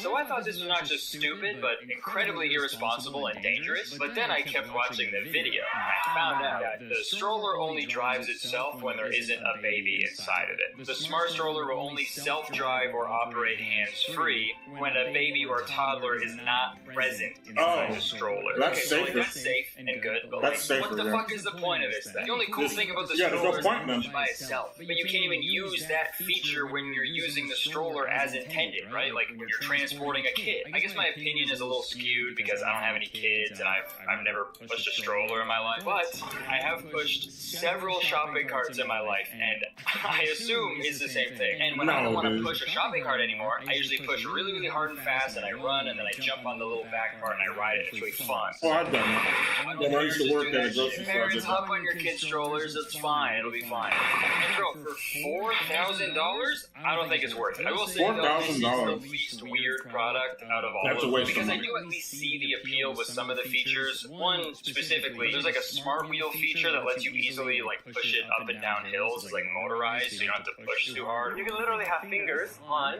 to move like 100 pounds. It's effortless. But like, just have that. You know, the self-driving thing is fucking stupid and pointless. They just had to do it. They just had to throw AI in there for no reason. And again, $4,000. I know strollers are expensive, but like, chill. That is not a very smart way to manage your money. I'll tell you a smart way to manage your money, though. Rocket Money! That's Okay, right, this so video is I'm sponsored by skipping Rocket Money. Folks, let me tell you a cautionary tale. So I get all the music I use in my videos from like a subscription service website. I made a new account with my business email for I know, what accounting is this? purposes. You might have a good pitch. I'll listen to it. A little while back, but I forgot to cancel the other account I have. So for the past few months, I've been paying for 2 subscriptions when I only need 1, and I'm mad about it. Luckily, today's sponsor, Rocket Money, is here to help. Rocket Money is the personal finance app that helps you cancel subscriptions, lower bills, and manage your money better. Folks, I'm using Rocket Money to cancel these unwanted subscriptions. Rocket Money safely and securely identifies recurring charges and cancels unwanted subscriptions for you. You can even cancel from within the app. Sounds good. So there's no need to worry about How annoying reliable is customer it? service calls. And that in itself is amazing. Oh my gosh, that's like my least favorite thing to do. And that's not all. I'm also using Rocket Money to set budgets for myself. There's been a few times in my life where I've gone a little overboard. You know, it happens sometimes when you spend a little bit more money than you want to. So it's nice to have a custom plan so you don't go a little too wild. And that's why I love Rocket Money. Rocket Money analyzes your spending habits to create a custom budget that works with your lifestyle. You can automatically monitor your spending by category and get notifications when you've exceeded your limits. So Rocket Money can help you out tremendously. But don't just take my word for it. To save more and spend less, join the over 5 million members using Rocket Money today. Guys, Rocket Money has helped save its customers up to $740 a year when they use all the features, with over $500 million in canceled subscriptions. So, if this sounds good to you, and I don't know why I wouldn't, just go to rocketmoney.com/Curtis or click the link in the description to get started for free. You can also unlock even more features with premium. Again, that's rocketmoney.com/Curtis to get started for free. Thank you so much to Rocket Money for sponsoring this video. Back to me. Alright, next up on our weird, pointless AI products list is the Swarovski Optic AX Visio Binoculars. That's a fucking mouthful. So these are binoculars with AI built directly into them, specifically for bird watchers. Finally, some birders out there. So apparently all you have to do is point these binoculars at a bird or a picture of a bird, and its built-in AI will analyze the bird and tell you which bird that's is actually looking pretty at in cool. real time. That's not bad. And I mean, I guess this is impressive. Is that an technology, AI? right? This is But, like doesn't this take away all the Wikipedia. fun of bird watching, right? That's like a part of it, right? I've never bird watched because I've like had intercourse before, but I assumed like the fun part of bird it is watching just, is like learning the different watching types the of bird, birds you so get you can careful like about see one and be like, oh, that's a double-breasted cum swallow, right? Like to me, I feel like using these binoculars. And that's cheating. Using these binoculars is like going on Jeopardy, but like you're allowed to use your phone. Yeah, I'll do TV What do you mean characters for cheating? 800. Alright, Aaron Hannon took over as receptionist after this character briefly joined the Michael Scott Paper Company. Who is... Who's this motherfucker? Time is up. Okay, well it didn't load in time. I need the Wi-Fi password, man. What? Sorry. What is the Wi-Fi password? Okay, let's watch an expert talk about the details of these AI binoculars. So I can be out in the middle of the desert, in the middle of the ocean. It still works. So it knows what portion of the world you're in. Okay, if you're stuck in the Like middle of the Starlink, desert it is. or the middle of the ocean, I hope your main concern isn't figuring out what type of fucking bird you see in the distance. Okay, the technology comes with a price tag of $4,800. Fuck that. Wow, hell no. Fuck That is Yeah, pointless. How about that bird? Not The worth it. binoculars tell me what kind of bird this is. Bitch, I'm sorry. What are these things cost? Thousands of Spending dollars. $5,000 on binoculars just so you can like easily discern birds. That's fan behavior, dude. That's creepy. Okay, not to pick a fight with bird watchers, but leave those birds alone. Okay, you're invading their privacy, dude. At that point, you're like the TMZ for birds. Robin, what do you say to the people criticizing you for gentrifying the old oak tree by building your new 2-story birdhouse?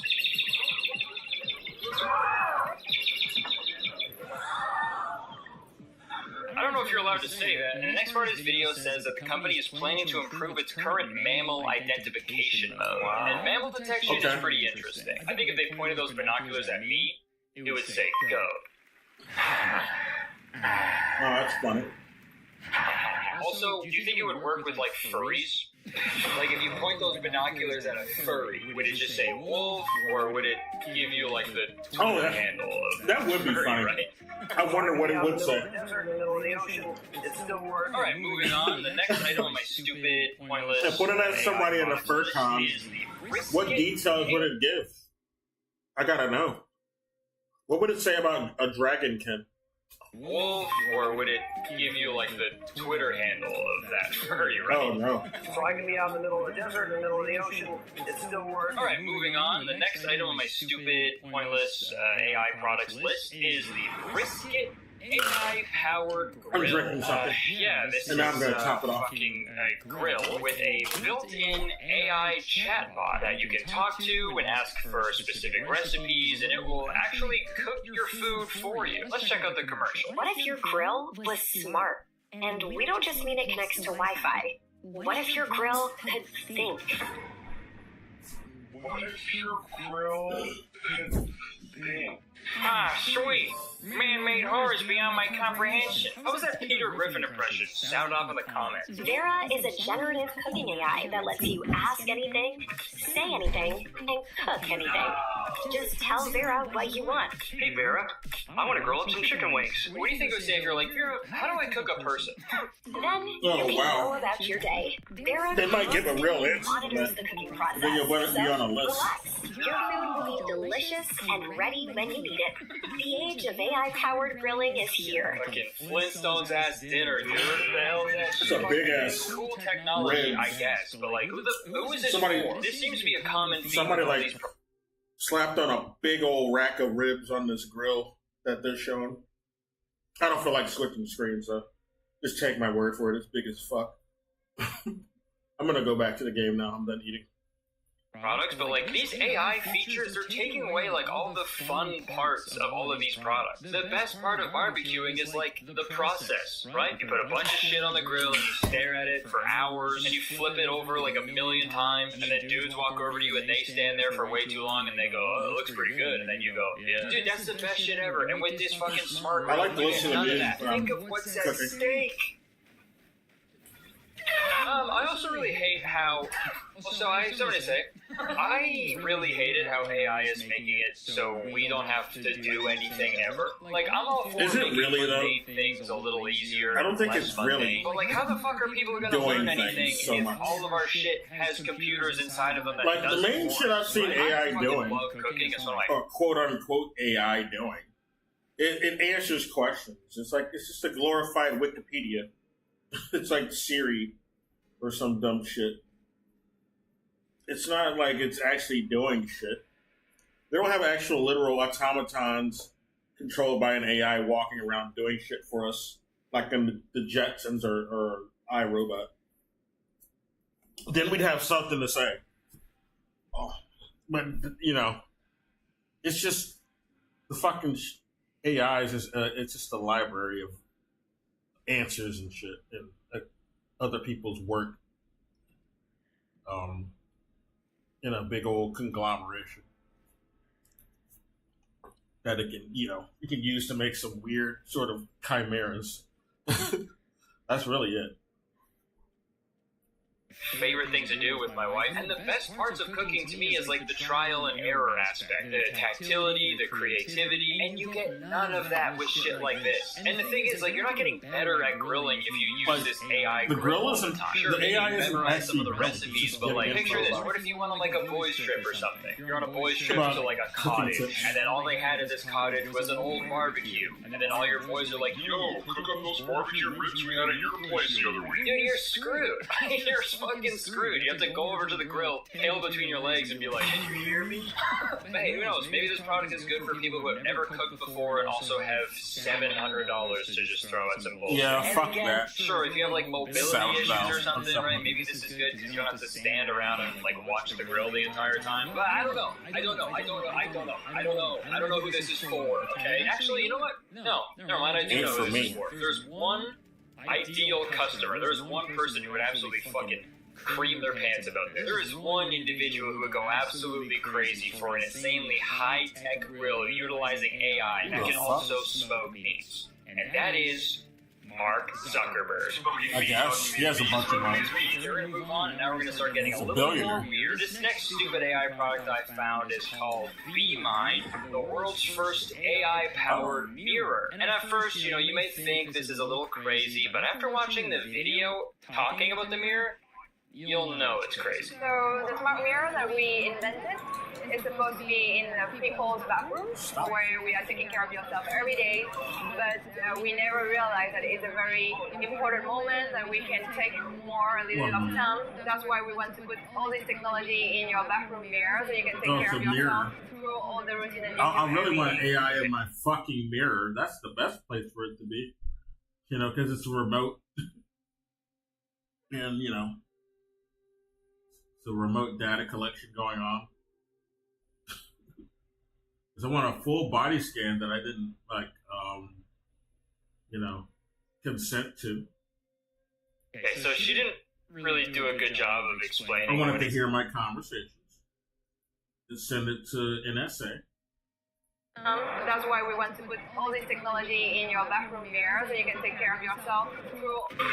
We're going to move on, and now we're going to start getting a little bit more Zuckerberg is like a fucking Fed anyway. He works with the fucking Feds. Even admitted it on Joe Rogan. I don't know if he has the social cues to notice that that's not a good look. But, you know, it's obvious he works with the Feds. It was obvious even before he admitted it. Stupid AI product I found is called BeMind, the world's first AI-powered mirror. And at first, you know, you may think this is a little crazy, but after watching the video talking about the mirror, you'll know it's crazy. So the smart mirror that we invented, the premise is already in people's bathrooms where we are taking care of yourself every day, but we never realized that it's a very important moment that we can take more a little bit of time. That's why we want to put all this technology in your bathroom mirror so you can take care of yourself through all the routine that you do every day. Okay, so she didn't really do a good job of explaining what exactly this mirror does, but according to their website, daily health tech pioneer Barracuda today unveiled BeMind, the world's first AI-powered smart mirror for mental wellness, acting as a health companion capable of identifying mood and helping manage stress. Built on a new generation smart mirror software from the CareOS platform, BeMind provides personalized recommendations and experiences based on a user's mental state as part of a seamless, touchless experience with gesture recognition, voice command, and intent detection. So this mirror can analyze you as well as your mental state and then recommend things that you can do that will make you feel better somehow. Maybe a guided meditation or a calming video or something. This whole mirror is pretty much based around prioritizing your mental health and utilizing technology to make you feel better. And that's all well and good, but literally the very next part of the video shows the mirror giving a person a rating on their skin's redness, eye bags, oiliness, and dark spots. How the fuck does that help? Wait a minute. I feel like that would do the opposite, man. I know I have eye bags when I look at myself and recommend things that you can do that will make you feel better somehow. Maybe a guided meditation or a calming video or something. This whole mirror is pretty much based around prioritizing your mental health and utilizing technology to make you feel better. And that's all well and good, but literally the very next part of the video shows the mirror giving a person a rating on their skin's redness, eye bags, oiliness, and dark spots. How the fuck does that help your mental health? I feel like that would do the opposite, man. I know I have eye bags when I look at myself in the mirror. I don't need a fucking computer to tell me that shit also. That would genuinely push me over the fucking line. I'd have a smashed mirror every morning. Why on earth would you want a mirror that's fucking mean to you every day? Morning mirror, shitty face. Holy fuck! What the hell? God, you look like shit this morning. God damn it, dude. Okay, I had a bad sleep last night. Okay, well, I'm gonna have a bad sleep tonight to see your face. I'm gonna fucking night terror. You don't even sleep. Listen, aren't you supposed to, suggest a routine that's gonna help you? Yes, sorry. I'll suggest a routine. Checkup from a medical professional. Dude, you look sickly. Dude, don't cry. Your face is gonna get all puffy. Just look up a mirror. Oh, mommy was staring back at me. Oh. This is gonna ruin the video. Oh, regular show? Hell yeah, buddy. Tell how you're feeling. There's a camera in it. By using a high quality camera, I don't think I'll kill him in time before I die. Point from your skin color, the lighting, and Is the that different they zone got- of the face. Because that's what your bathroom is missing. A camera. What the fuck? That is quite literally the last place a camera should be. What is going How on? are you doing Yeah, today? exactly. I'm really It's got a great camera today. on it. Fantastic. And your smile is covered with contagious. Your smile is covered with contagious.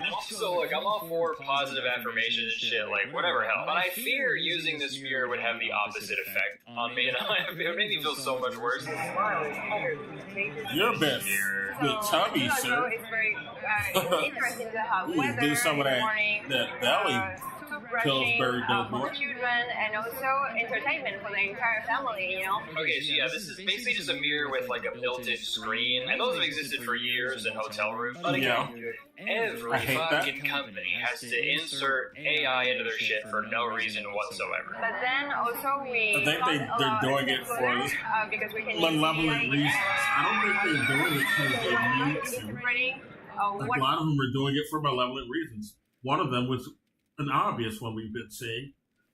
They jacked the price up on a bunch of mundane products and justify, well, this is some new AI technology, so it needs to cost this much. Like bullshit. And then you got the other malevolent reason, which is obvious when you have Zuckerberg involved, the spying. You know, there's a spying aspect to why they want to have this AI shit, or quote unquote AI. It's all just data collection. That's what it is. Let's call it what it is. It's not AI. It's data collection. That's all this fucking AI is. It's libraries of data. That's it. are you feeling so that you can have this experience of mindfulness inside of your bathroom? And this is the thing that doesn't make sense to me. She says the bathroom is like the one place you're by yourself, and that your time in the bathroom Yes. alone is sacred. Because we all know that No in the longer bathroom, with you are our by new yourself, product. you are disconnected from Feel the world, so and then it's a perfect very, moment to have just 5 minutes of mindfulness. If that's A true, lot of company. why the fuck is there a chatbot watching every move Yeah. and like dissecting every Chat single pore on your GPT face? shouldn't be Like, am I going commenting on my crazy? Am I Twitter. insane? Am I the weird one? Like, this doesn't make sense to me. We're I the think whoever weird. invented this needs to take a good, hard look at themselves in a real mirror. But we're going to move on before I rip my own head off. We're going to move on to the next stupid, pointless AI product. We're going to keep it in the bathroom for this next one. Next, we're going to talk about the Numi 2.0 smart toilet. Oh my god, it went there. It went there. Computer in my shitter. Thank God. What a time to be alive, man. That's literally I've going been to be saying that judging forever. I'm this sick shit. and tired of my toilet stinking. I want it to start thinking. So this toilet opens automatically Your when you toilet walk talks towards to it, you. and I'm sure that's not annoying That's time at to all. stop. It also has heated seats, a built-in bidet, and also closes and flushes by itself when you walk away.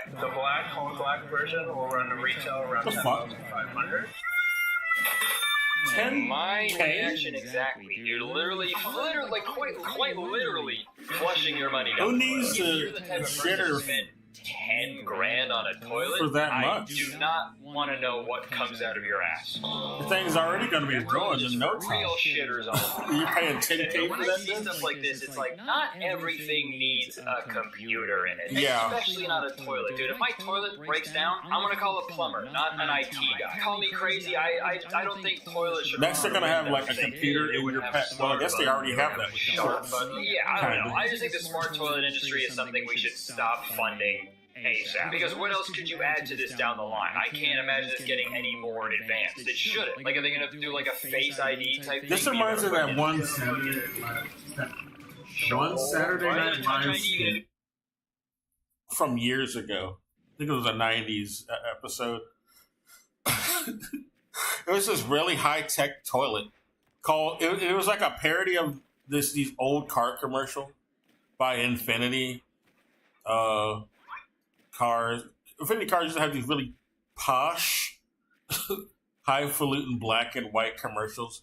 They got some posh little British guy coming out and talking about how, you know, advanced and classy their new car is. And Saturday Night Live did like a parody of that, except they used a high-tech toilet as the stand-in for the car. It was one of their funniest skits. I go back and watch it on YouTube every now and then, like every season, you know. It's like a ritual. It's like good to watch during the holidays, especially because you know people are just shitting during them seasons. So quite fitting. I don't like what could I be missing? Oh, I did get some new items. I need to look those up. Gooch ID? Huh? Or what? They're gonna make a Gooch toilet that ID. scans your shit and gives you recommendations on how to be like more regular? Yeah, Just kidding, they're already making that. That's already a Smart thing, toilet yeah. uses artificial intelligence to monitor bowel Yeah, health. you need An more artificial fiber. intelligence tool being developed by Duke Science. Come on. who made it? Who made it? No fucking way, dude. Duke? Duke. Oh, These Duke. jokes write themselves, man. Dookie. They're developing a toilet that scans people's poops at Duke. Dookie University. Yes. I'm gonna start Exactly. crying. That's so funny. I don't know. I guess I see the appeal of being able to like No. quickly scan your dookie for like red flags, especially if you're eating a lot of red flags. It's kind of good for you. But I don't know. It's just weird, man. And when the singularity Sometimes occurs reality is and, funnier than fiction. robots gain consciousness, I'm just gonna feel bad for the toilet robot. Okay? What a shit. Oh yeah, the life. toilet robot's gonna really All revolt. day They're gonna be the just first to pissing suggest it. shit into their mouth. Really putting the PU and GPU. Oh, considerably? Folks, you Let's can't replace this into fucking an AI shit. toilet unless you first consume an AI drink, which brings us to our next stupid, pointless AI product. Hell Energy Drink. The very Oh. first energy drink created entirely by AI. Pretty cool, right? No. According to the Hell website, the world's first energy drink entirely Hell. powered by AI has been developed by Hell Energy. Oh, Designed, it's recipe, literally called Hell. tasting, and meticulous What the taste fuck? evaluation. Yeah, I want to drink an Intelligence- energy drink from Hell Industries. Yeah, that's trustworthy. That makes me feel like it's a safe product, and they're not putting poison in it or anything. Okay. And the drink is called Hell Energy. All right, sure. Security measures. You might as well just call your drink Dookie Water. You know, for how little you care about your branding here. Elements, every aspect has been expertly crafted by advanced AI, artificial intelligence system. This is the biggest gimmick of all time, because why the fuck would you want a computer crafting your beverages for you? And the article on their own website goes on to say, AI created 3 flavor variations for fine-tuning and digitized them using the technology of a New York-based company. So vague. After tasting, yes, tasting, not testing, all 3 drinks and analyzing extensive data and statistics, the AI utilized predictive intelligence to select the winning flavor. Thus, the truly unique and refreshing Tutti Frutti and Berry Blast flavor was born. Yeah, for sure, because a Tutti Frutti Berry blend has never been created before. I never heard of Go it. ahead and try to find a berry-flavored beverage at a gas station. Oh, wait, what's that? You found one before I finished talking? Okay, got it. Also, what the fuck do you mean the AI tasted it? Yes, tasting, not testing. They don't What does this taste. computer look like if it can taste stuff? I'm just picturing like a regular desktop computer with like a big fucking tongue on it or something. No, they made the freaky computer. Computer's too freaky. Or maybe they just poured the energy drink on like a regular computer and they were like, the computer liked this flavor so much it exploded with excitement. And I was also going to make a comment about how ugly the branding is and how ugly the can looks because it was made by AI, but then I had thought about it. It was Literally made by every Hell. energy drink can is like the ugliest thing on the planet, so it's not really a fair criticism. And I tried to find a can of this like for this video, but I really could not find one. It's mostly over in like the UK and stuff. I also don't Oh, okay. financially support bullshit like this, but I did find a video of a British guy reviewing it. This is their new AI version. This might taste like Satan's arsehole. It just tastes fruity. Shows that AI hasn't got Yeah. a clue. Not a clue, mate. You know you got a stinker of a product on your hands when even the I mean, what do you British expect dude it to doesn't like taste the like? taste of it? Oh, whoa. Like, Yeah, mate, I'll eat blood pudding and haggis and I'm wondering, like, what are they expecting it to taste like?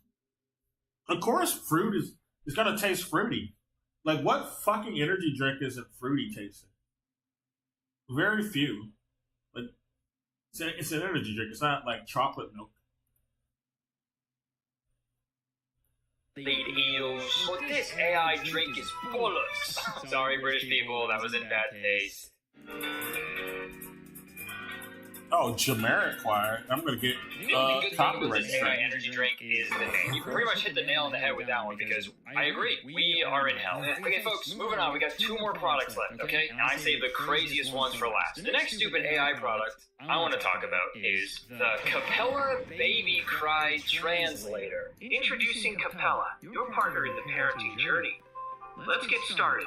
First, download the Capella app on I didn't do it. smartphones. Use one as the baby monitor and keep the other with you. Place the secondary phone by your baby and let Capella monitor their sounds.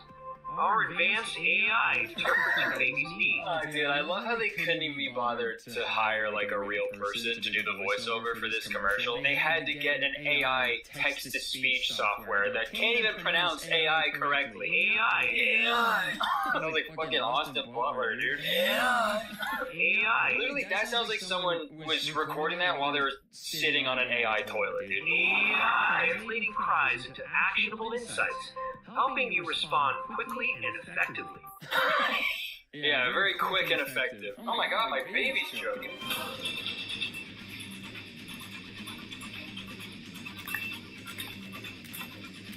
Receive instant alerts for crying. Are you kidding? The phone says uncomfortable. Yeah, man. That's like the only reason babies cry. It's your job as a parent to figure out why they're uncomfortable. Download Capella I know. today. What are you doing? Embrace a new era. You don't let an AI decide that? Parenting. What the fuck, man? This is such a waste of time and effort and resources because there's no way this fucking works. And it's frustrating because there's like tons of smart people who are probably like working on this day in and day out when they could be developing something useful like furry detection for binoculars, right? I'm not a parent and I never will be, but what is a parent is this is fucking stupid. This If you is need common an app sense to that tell it's you when stupid. to You don't parent your need kid, kids to know this. don't have one. Do not have a child. And also, like, you're just gonna blindly No. believe Just everything take care of the your app tells you. child. As far as I'm concerned, Don't get babies this don't crap. cry differently when they want certain things, right? They just fucking cry. And what if the app is wrong? No AI is going to tell you what's wrong with a baby. It's not going to be one reliable. Seriously? That's 6 jars of baby food in an hour. How is he still hungry? Well, AI wouldn't lie to me. Open wide, here comes the choo-choo train. No. Oh my god, he said I his don't know what first the word. fuck I This got. app is awesome. Your baby is still hungry. Come on. Come on. One more bite. No. Just one more bite. That's it. Did they explode? Your baby is exploded. Aside from Oh, shit, they this whole did. idea is, the irony is just beautiful. The ad shows 2 parents leaving a baby alone in a room with a Gave him too smartphone much baby while they food. sit on their asses and do nothing. Oh, and here then you they're are. like, why is my baby crying so much? Because you're making a phone do the parenting for you, you fucking morons. What the hell? You know what? I hope they put an alert on the phone that pops up when the baby is crying and it says, your baby's crying because you guys are on your fucking phone all day. Go hang out with your kid. Oh my god. Honestly though, you know what? On second thought, this Capella company has the opportunity to do the funniest thing of all time. They could just put the craziest, most specific reasons for your baby crying, and idiots who download this app would believe it. Tommy is crying. He wants you to bury yourself alive. Oh, yeah, that's exactly it. Tommy is crying. If you love your baby, Just believe everything an AI says at face value. Don't question it. Never question the, One more product infallible to talk about. AI. And save the worst for last. I saw the commercial for this product a few weeks ago, and it actually inspired me to make this entire video. So, the last stupid, pointless AI product we're going to talk about today is called Friend. This is a wearable device like that AI Humane pin that was pretty much universally hated by everybody. But this one is a little different because the Humane pin was advertised, make you more productive and help you with your everyday life. But Friend is advertised as exactly that. A friend that you wear around your neck all day and it listens to everything you say. Yeah, it spies on you. You know, like a friend does. Apparently, the creators of this product raised $2.5 That's all million this shit is. and spent $1.8 million of that funding to secure the friend.com domain. So at least you know they're making like smart business decisions over there. And their expensive website explains a little bit how the product works. So let's take a quick look at that before we watch the reveal trailer. How it works. Talk. Yeah, just talk. You got a fucking wire on. You're or a fucking gossip about what your smart. friend overheard. Pause. Your friend will think for a moment and come up with something good to say. Read. Check your phone to see what your friend said. And that's it. That's the whole product. The entire product is a chatbot inside of a menu that meet us texts you under the responses to fucking the bridge. things you say or the things that it hears. At So they midnight. really branded the absolute shit Hand out of over this that thing. info. It has a sleek design. They use We wanna know what clean and the fuck simple he's font, doing. and if you squint at the What website, it deals looks like he's you're making. about to buy an AirTag. And when it comes to branding and aesthetics, holy smokes, they cranked it up to 11 for their reveal trailer. Meet under the docks at midnight. Just a letter back. We made it.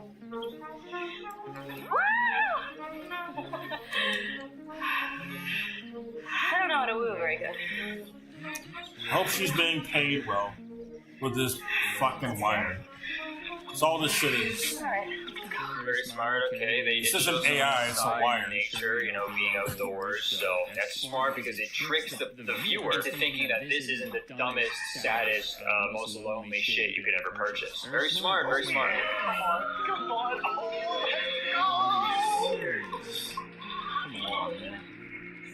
I just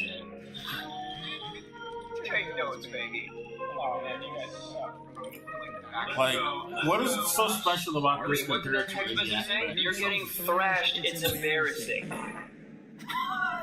I'm sorry. Like, this how is much supposed does to make this me bullshit want even to buy- cost? This is just a yak back. That's all this is. We're calling this some super special AI product. Yak back was like what? $10? How much is this? Buy one of these things? Yak Just back is like decades old too. imagine getting dunked on by your friends in a video game. They're making fun of you, they're calling you an idiot and stuff, and then you feel your phone vibrate and you're like, oh, okay, maybe this is like a nice message from my wife or something. This will cheer me up. And then it's just a robot telling you that you suck balls. That happens to me, I'm fucking... Ah! I'm exploding like an overfed baby. Dude, and he's smiling about it. That's crazy. Smiling. Oh, the effects are crazy. It's dank. I could eat one of these every day. And I'm slowly starting to realize like why these people are using this AI friend necklace in the first place. This person is watching a TV show on their phone with no headphones and also uses the Why? word dank unironically. It's dank. I could eat one of these every day. This person has no friends. These I'm getting are- it. Really awesome. Got your focus, please. This was written by AI. The fucking script they gave these people was probably written by AI. And the AI still thinks dank is like the dankest shit to say. Ironically enough.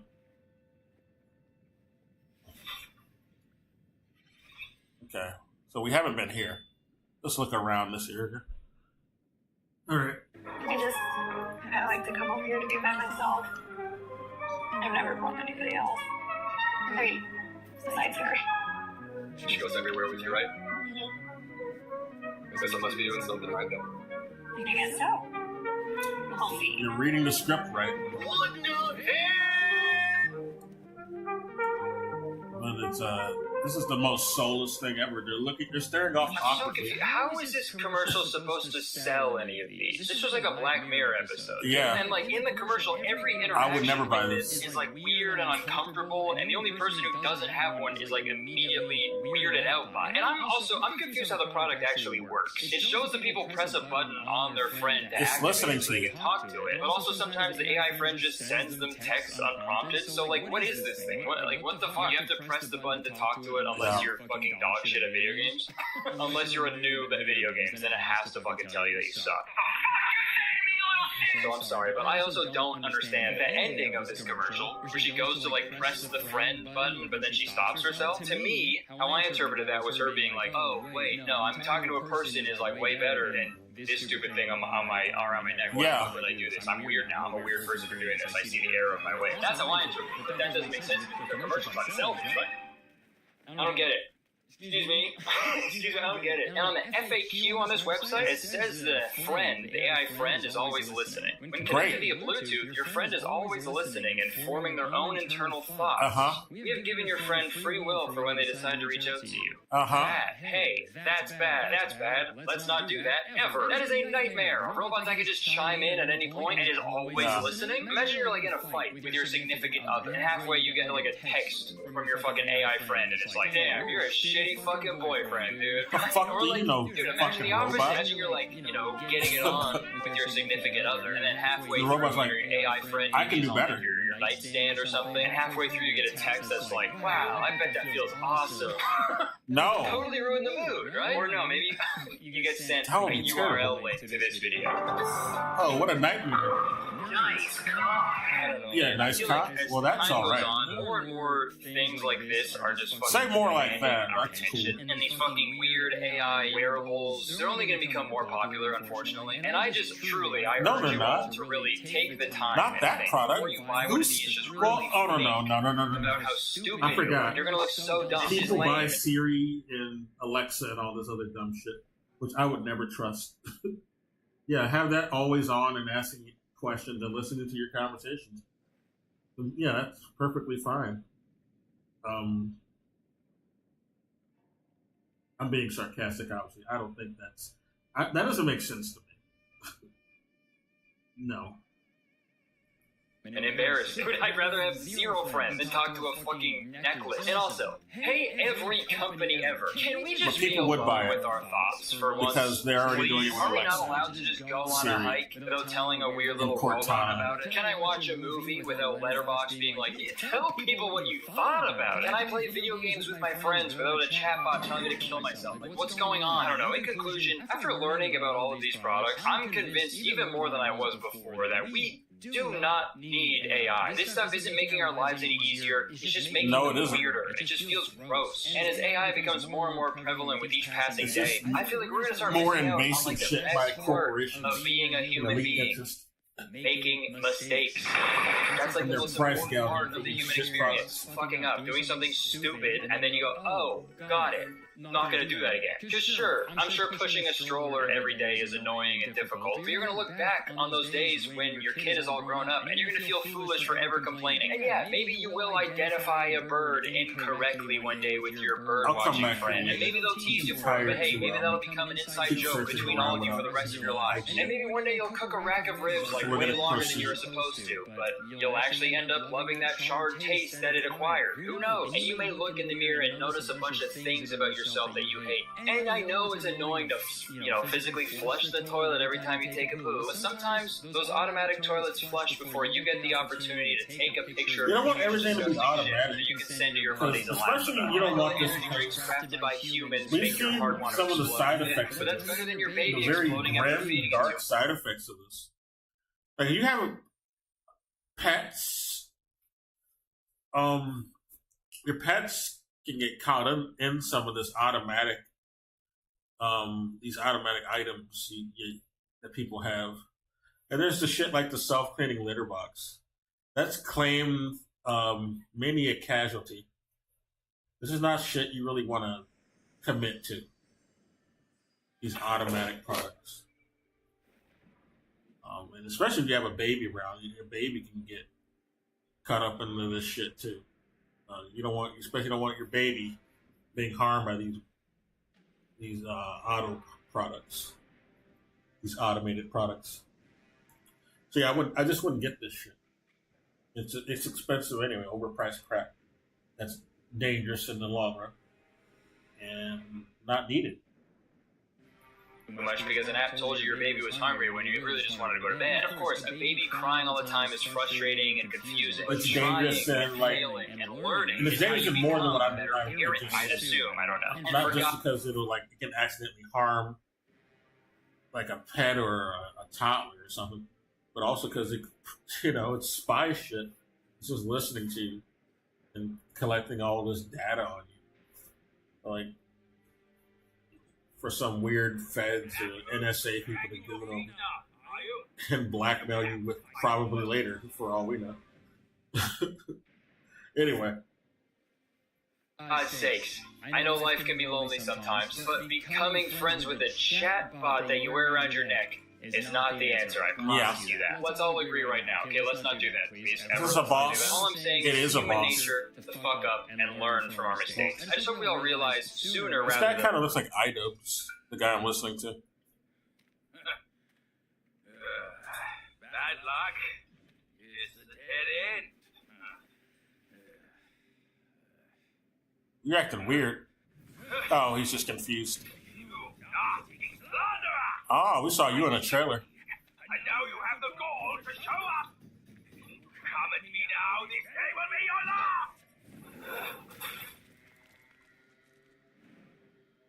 last. Sahan playing Blood Bowl or Elden Ring? What's his name? I didn't see. He's got Buddha's hand.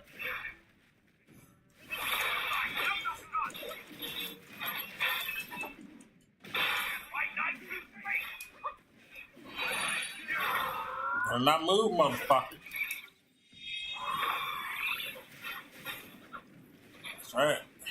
Oh, now you fly out the way when I summon my monkeys. Hello, monkeys.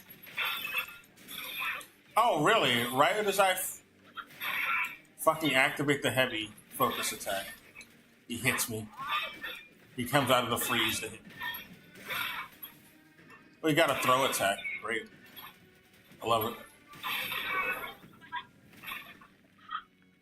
What a little pecker, dude.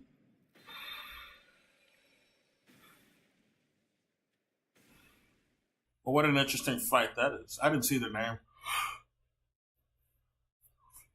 I gotta look at the bottom of the screen. Well, it looks like I might be on this boss for a little bit, so I guess I'll play another video. No, it's not. Fuck all that. We're not playing any more videos. We're just gonna fight this raw. What time is it? Oh yeah, I'm gonna end it in like a few minutes. Cause it's really late. I didn't know it was this late.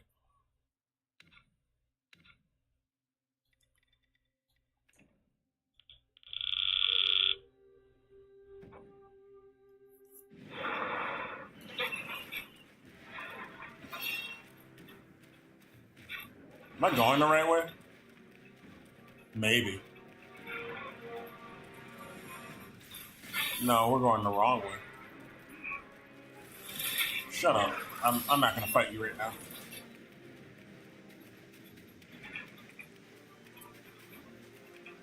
Let's just sit back down at the shrine. I wasted mana for nothing. I had to conserve all the mana I can.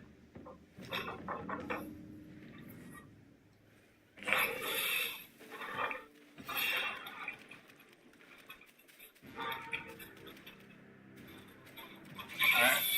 Do that. And this.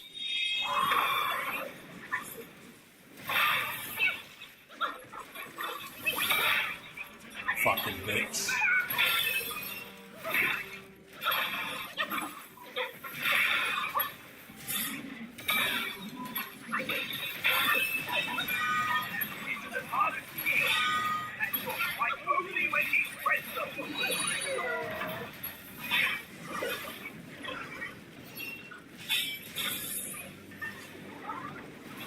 Not gonna get me, motherfucker.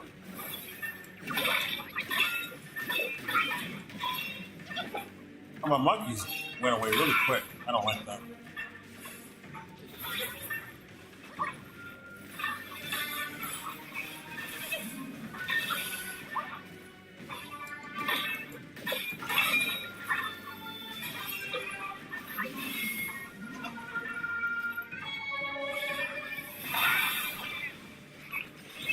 Oh, fuck. That's what I was trying to do. It's like a delay when he was about to jump up. Like, the Immobilize decided to delay itself on purpose. He knew he was about to jump.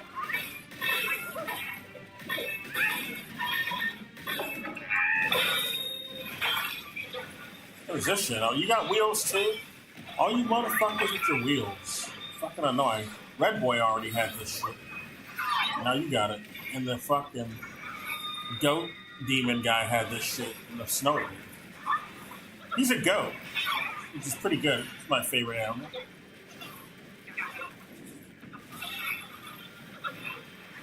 Mountain goat specifically, but yeah. That guy qualified as a mountain goat. He's on a mountain.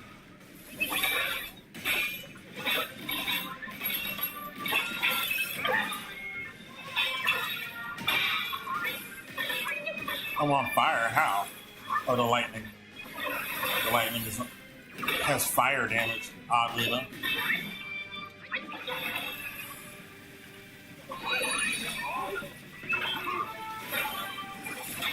Uh-huh. The thing I turned into a dragon. He's cheating now. Fuck that.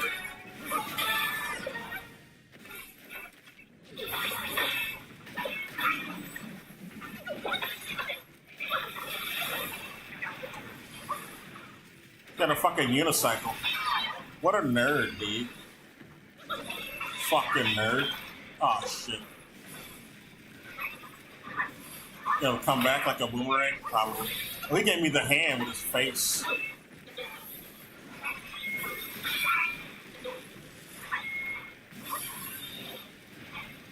Yeah, don't fuck with me, dude.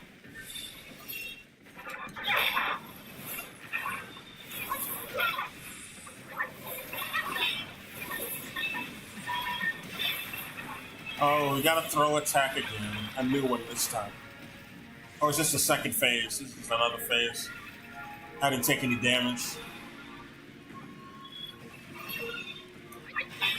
A ring of fire. I can't leave this motherfucker. Man. He probably heals in this too. Oh, it works the same way as it did for me when I use a ring of fire.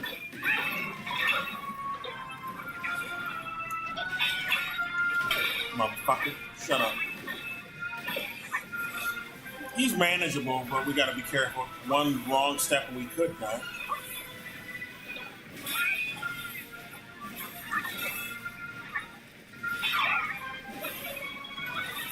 Yep. Thought so. Oh, thank God those came back. I need those right now. And see his ass.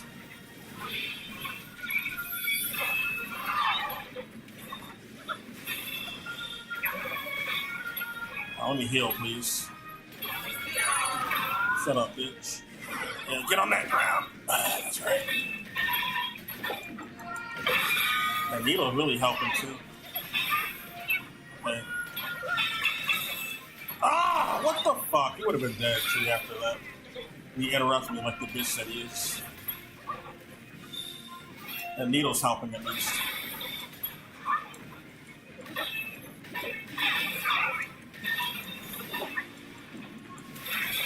What the fuck? Okay, we're gonna do the dragon. We don't want to risk it. He's our insurance. Because we might do like some cheap shit. At last minute when I'm about to kill him. It never fails. They all do that. All these fucking bosses. Whenever I've been so close, they like one shot me out of nowhere. I can only imagine what New Game Plus is gonna have. Probably a lot of that. In the DLC too. Look how little health he has. See, they're not gonna let me kill him in this fucking transformation I have. He's probably gonna cheat now. Look at this. Watch this. He's gonna cheat.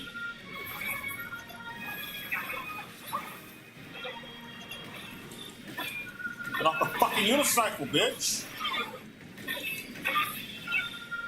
How much health do you have left, asshole? Damn. Supreme Inspector. Supreme bitch. Where we going, buddy? Let me steer. I know the way. Yeah, rip that hand off. Did he rip it off? We got a Nimbus? Is that Nimbus? Yay! This is the only way to fly. The only way to drive, really. We're back. Yeah, it's called the Somersault Cloud in the story.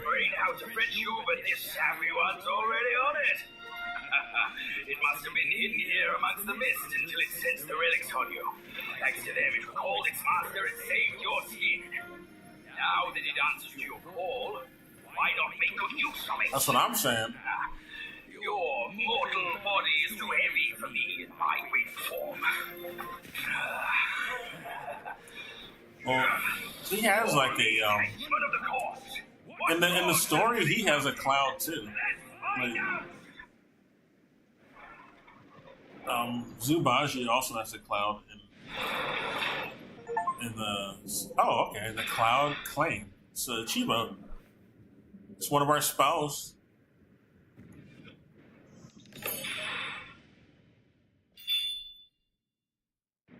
So we're gonna have to replace the spell. And Ascension of Powder. Alright, I'm gonna end it now since I beat a boss. Well, we'll fly around on Nimbus and then I'll end it. Till we get to another shrine. It's really late. And I just want to go to bed. Even though I don't have to go to work, I want to go to bed. I do want to do things tomorrow. I don't want to sleep the entire day tomorrow. I got a lot of shit from that. Yeah, it's called the somersault clack. It's in the novel. Wukong would literally do a somersault on his cloud. He'd travel like he'd be spinning in a ball like Sonic on a cloud, basically. But it would take him long distances. It's pretty cool. But he could also just ride on it normally. Like that's what most of the deities did, or some special Yagwais, like who had special powers. They had like a lot of characters in Journey to the West have clouds that they ride on. It wasn't just Wukong. It's like a common practice amongst people with superpowers in that story. But yeah, a lot of them just sit on it. Wukong he built different. He liked the somersault when he's on his cloud. Called the Death One, however, despite the ability for excessive travel, is only used within the trajectory of Mount Haoguai. Oh, I can't use it anywhere else, only on this level, is what it's telling me. Okay. Oh, I don't have to put it on, it just activates now. Woo! Alright. Where are we going? Should I go here? Here. Oh, that's really green over there. That might be something key. Let's look around. I don't want to get off the cloud yet, but I do want to see what's around here.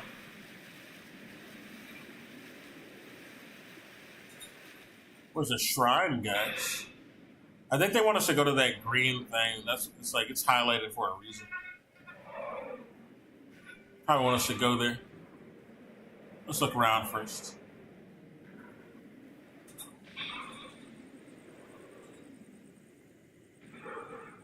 My frames are weird, but I'll change that soon enough with the new build.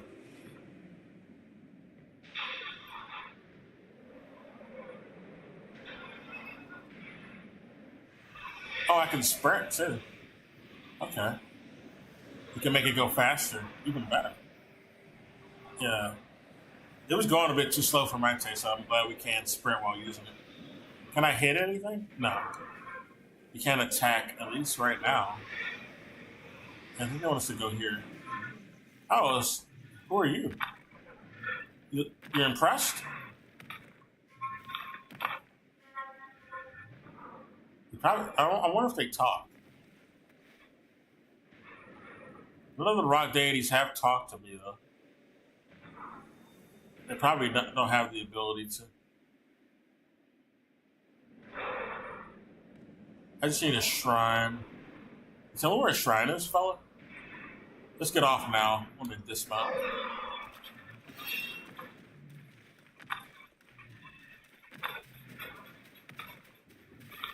Can we talk to you? We don't have a prompt. I guess not.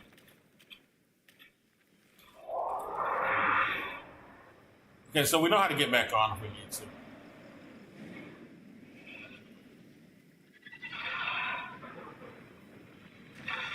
They don't have a prompt. I guess we can't do anything with them right now. He'll just be there.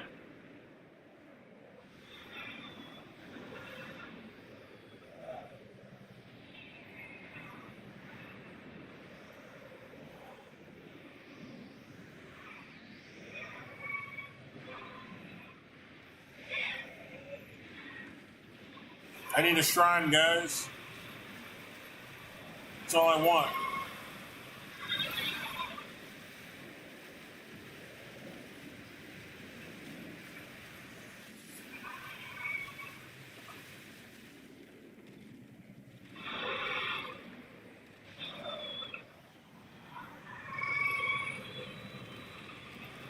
Oh, what is that? I saw something red.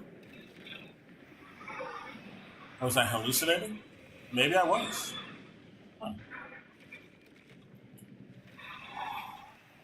I guess we'll keep going until we can't use this anymore. There's a lot of ground to cover.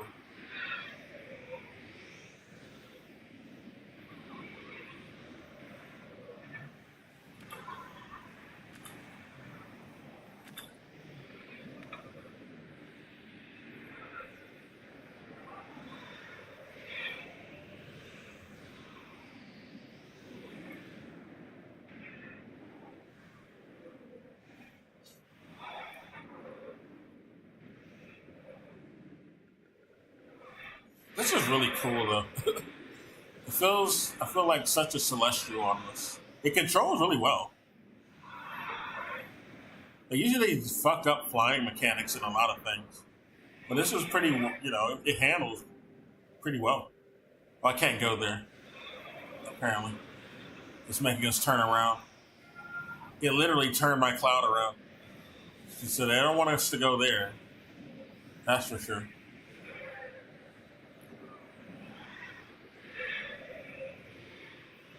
Oh, I can't go up? Go up. Go up, monkey. You can do it, monkey. Oh, it's pushing me down, it feels like. Maybe I can't go up. Oh, yeah. This might be where they want me to go, because it's not letting me go up. We gotta go through here. I guess this was intended. Alright, we're where we need to be. I just need a shrine. Water Curtain Cave. This is where Wukong lived originally. Technically where he was born.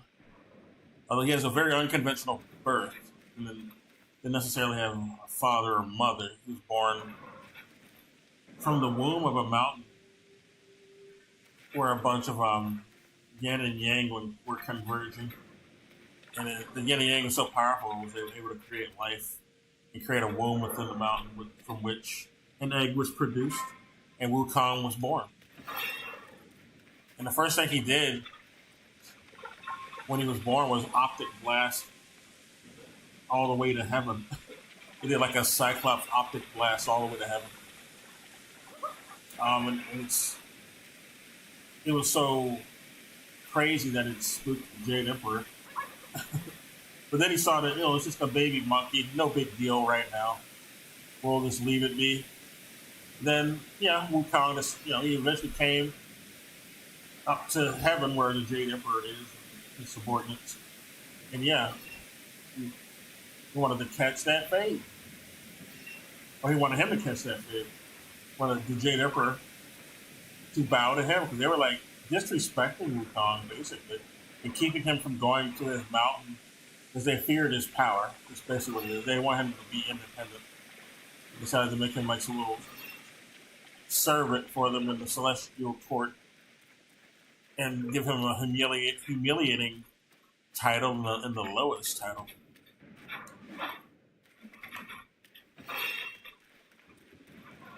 Since I find a shrine, we're done.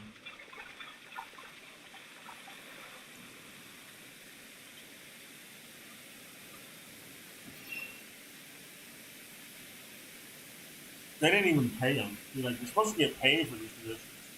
Wukong didn't even really get paid. Oh, okay. I guess we're supposed to do it. What is here?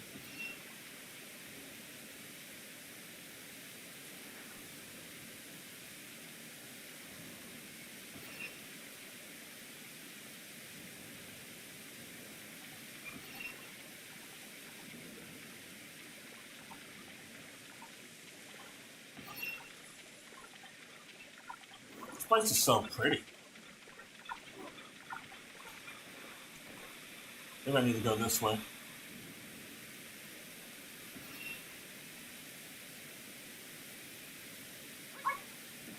Oh, I can't go that way. Or can I? No.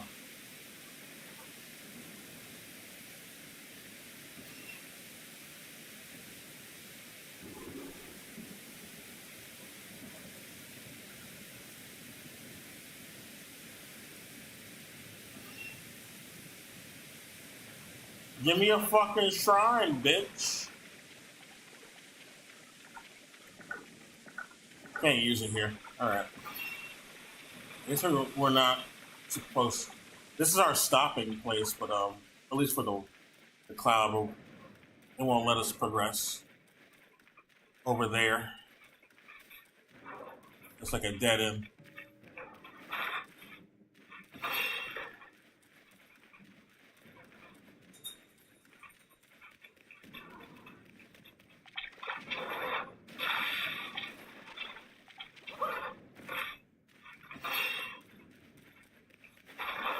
Give me a shrine, please. Might as well use this while I'm here. If I can't find a shrine in 5 minutes, I'm going to bed. So I'm probably too tired to concentrate and find a shrine.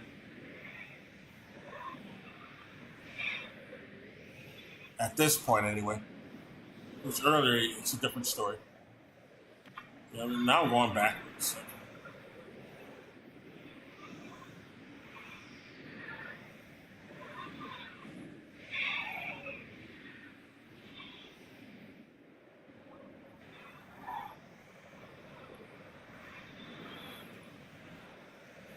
I think this is where I came from. Pretty sure it is.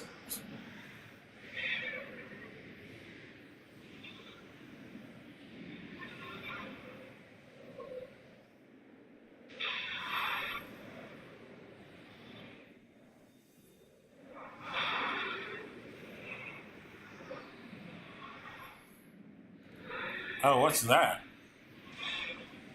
That looks special. Very windy over here, I must say, though.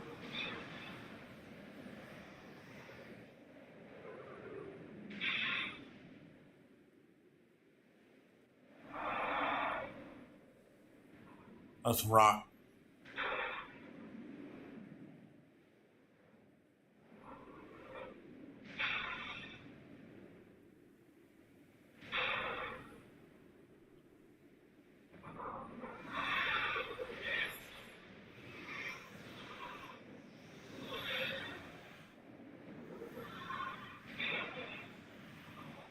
Now I'm being pushed down.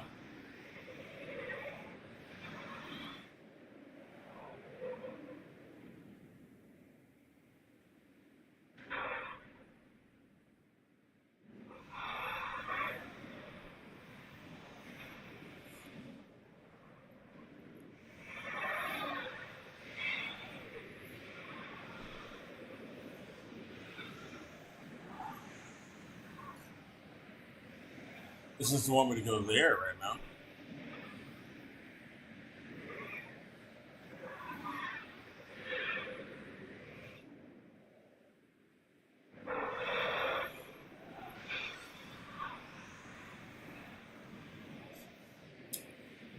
Might be going the wrong way. I think I'm definitely going the wrong way.